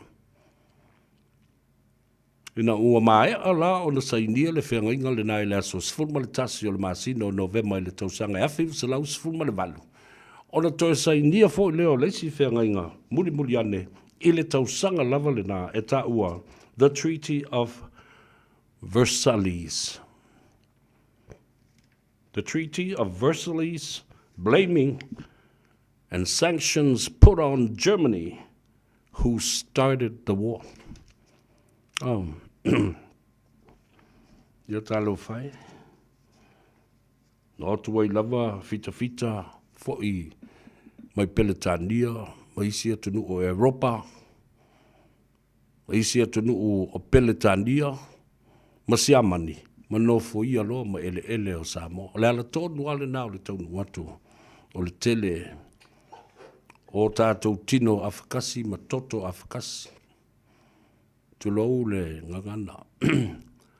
Ana o taunu fo i tangata nei i Samoa. O lātou i loa le lei, ele toi foi. Mai o lea a vea ele o Samoa malona si o manga. Mō lātou whaasino manga. Lala fo i lea nā lai o nā o tangata nei. E whaalo ma wha mamalu i tū maanga a Samoa. Ma o ina ai le ngangana le atunu. Le anga nuu le atunu. Le vādu nofo le atunu. Ma ua whapena ona tangata nei i ta mai tai o le atunu. Lātou wa o ina fo i le tū maleanga, the matai system of Samoa. The culture, the language.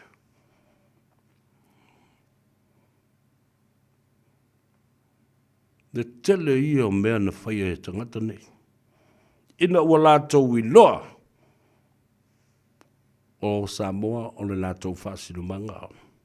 Maola i lava. Ma lātou whaatino ai ni ati nae te tele i tutonu o le atunu ona o le o lātou i loa. O tupu fo i isi au ngā tupulanga fau. E tupunga mai i suru ngā titi o tangata nei no atu le tau. No atu ea. Na o atu e pui Samoa. Ma isi atunu te tele fo i o le lalurangi. Leo wanga i atu. Ai silsila le te mina tau nu uai. Wana mo tau nu atu ia siamani. Tau nu ulo ma Peletania ma Amerika. Ele se fanga nga pā. Sava vali file mo siamani. Onisi sa toyo tipoti. Onisi sa fal pui lava manu nofo i lava i Samoa. Tala nao le taua. E manea. Tātou te malama e fo i awa. Ana le ia taua. Ia, tātou te leilo le taunu watu. Onisi o tangata i tono le tātou o tenu. Me foi la ia le tula i mai ai ia mata upu e tau le genocide. Nisi tangata ese na otu no foi o maola mafausia ai matina e ai o lātou ainga. Ai lātou te le i mawhai o na whaatino tū maanga i whanua a tunu uia o Peletania ma tunu o Europa. Le ngā pā ai le taua ma isi whaalawe lawe e o mai ia i le tae au le nei.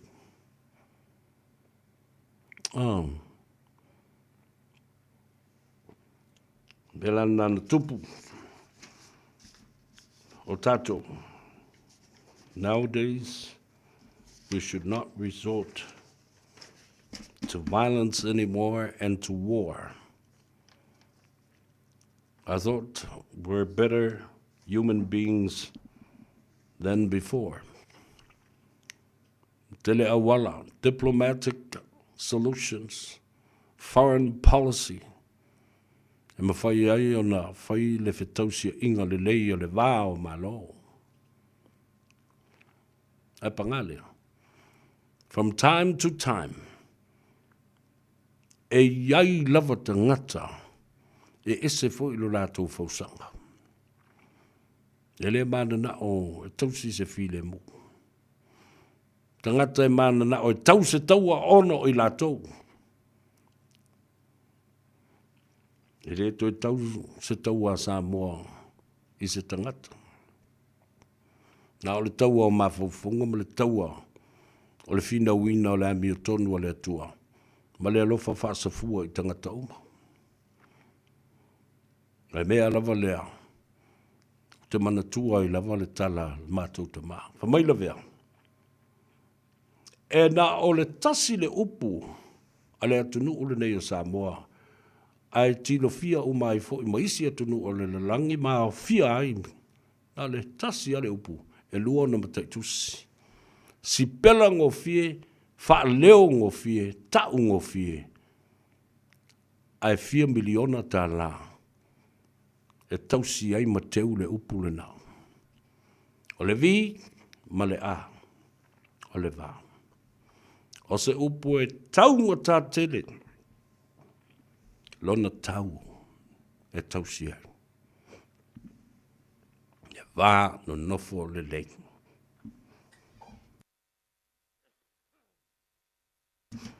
Ja, lo fa mai le tua vai lo tusa so tatu mria. Anga le tua. O hafu fuanga lo ma mau le nei fai unga le vai aso. Ta penanga fo i le au fai ngā luenga te tofi le upu folo i le aso tai au. Mana la unga. Ma ia tō le fale o tau tai. Lau sa saa faiva pa ia o le au fai ngā luenga. Ai tufi tau fao le whanau le atua ma le au kerisiano. Le manai mai le langi ma upu whalenga. Le sa valia le atua. Ai ia tātou whasisilanga ia, fo i mai, tā walunga i le so. Samoa, on sale now at Qantas. Fly direct from Auckland to APR and reconnect with your loved ones for less. Book now at qantas.com or with your preferred travel agent. Hurry, sail in Sunday, April 26. Terms and conditions apply. Au kilani saute, o sa ili se Samoa oe malo ai. O le Enterprise Model Group manukau o lau fale ta vale fa moi moi. O tele ta vale matango fie filfili mai ai. Tele le so soani o lau fai ngā luenga mo oe. Mo se ta vale tala fia ngai. tu mai i le 5 Grey South Road i nei Manukau. Asias fo i le upenga tawhailangi enterprisecast.co.nz pe wala au mai i le oval selau 5 lua tolufa. Enterprise Motor Group Manukau sa ili, filifili ma ave loa lau tawani. O le kawa shoa o lau kamufani inisiwa e tautua mo oe ma e pele ya te oe. O la mātau au nanga ua iai a li matamaitai ua uma o nā o tauina e ngā lulue whaatasi ma so o tau au ma oe ma lau ainga ma so o se whaala putoputonga. Mātau te fitosoani e whautua ina oe ma lau filifilinga te tau i teimi o whaafi tauli. Au nanga e whaatuatua ina mo oe ma lau ainga i so o se teimi. Cover Shore, here for you every step of the way. Ia taulunga atu ia le tātou Porokalambe le so ua whaafitai atu le whaafonga tāpua ia le atunu ia mo se foi le tāpua inga le neiva i asu atoa ia munuia tele malolonga le nei fiafi mangalo foi se leo ua le tau tamali i lau whaafonga mai taulunga atu i le pese le atou se vea tate tau mamai ai. Nofo toatas. Se iangi mai, si o leo e tawhia whalongo i ai, la upele ea, o o whea o e ai. Lalulangi pua o male manunu, wa sola le la fa sulu sulu, unai o falling nai wa mo atu pe ana ela salata mai se fusia uma e foi mai Oso Sun fe o kausinga iau makari i la manga iau lau ka vali fou La voi a un show so bag on the Enterprise Motor Group man ka wa usu yai kaya wangi le yang whakamoe dau whainga duenga ai o aku rea fia fi wa show lau ka mai lunga lau wala pa wa umma koe ngā ka wani piki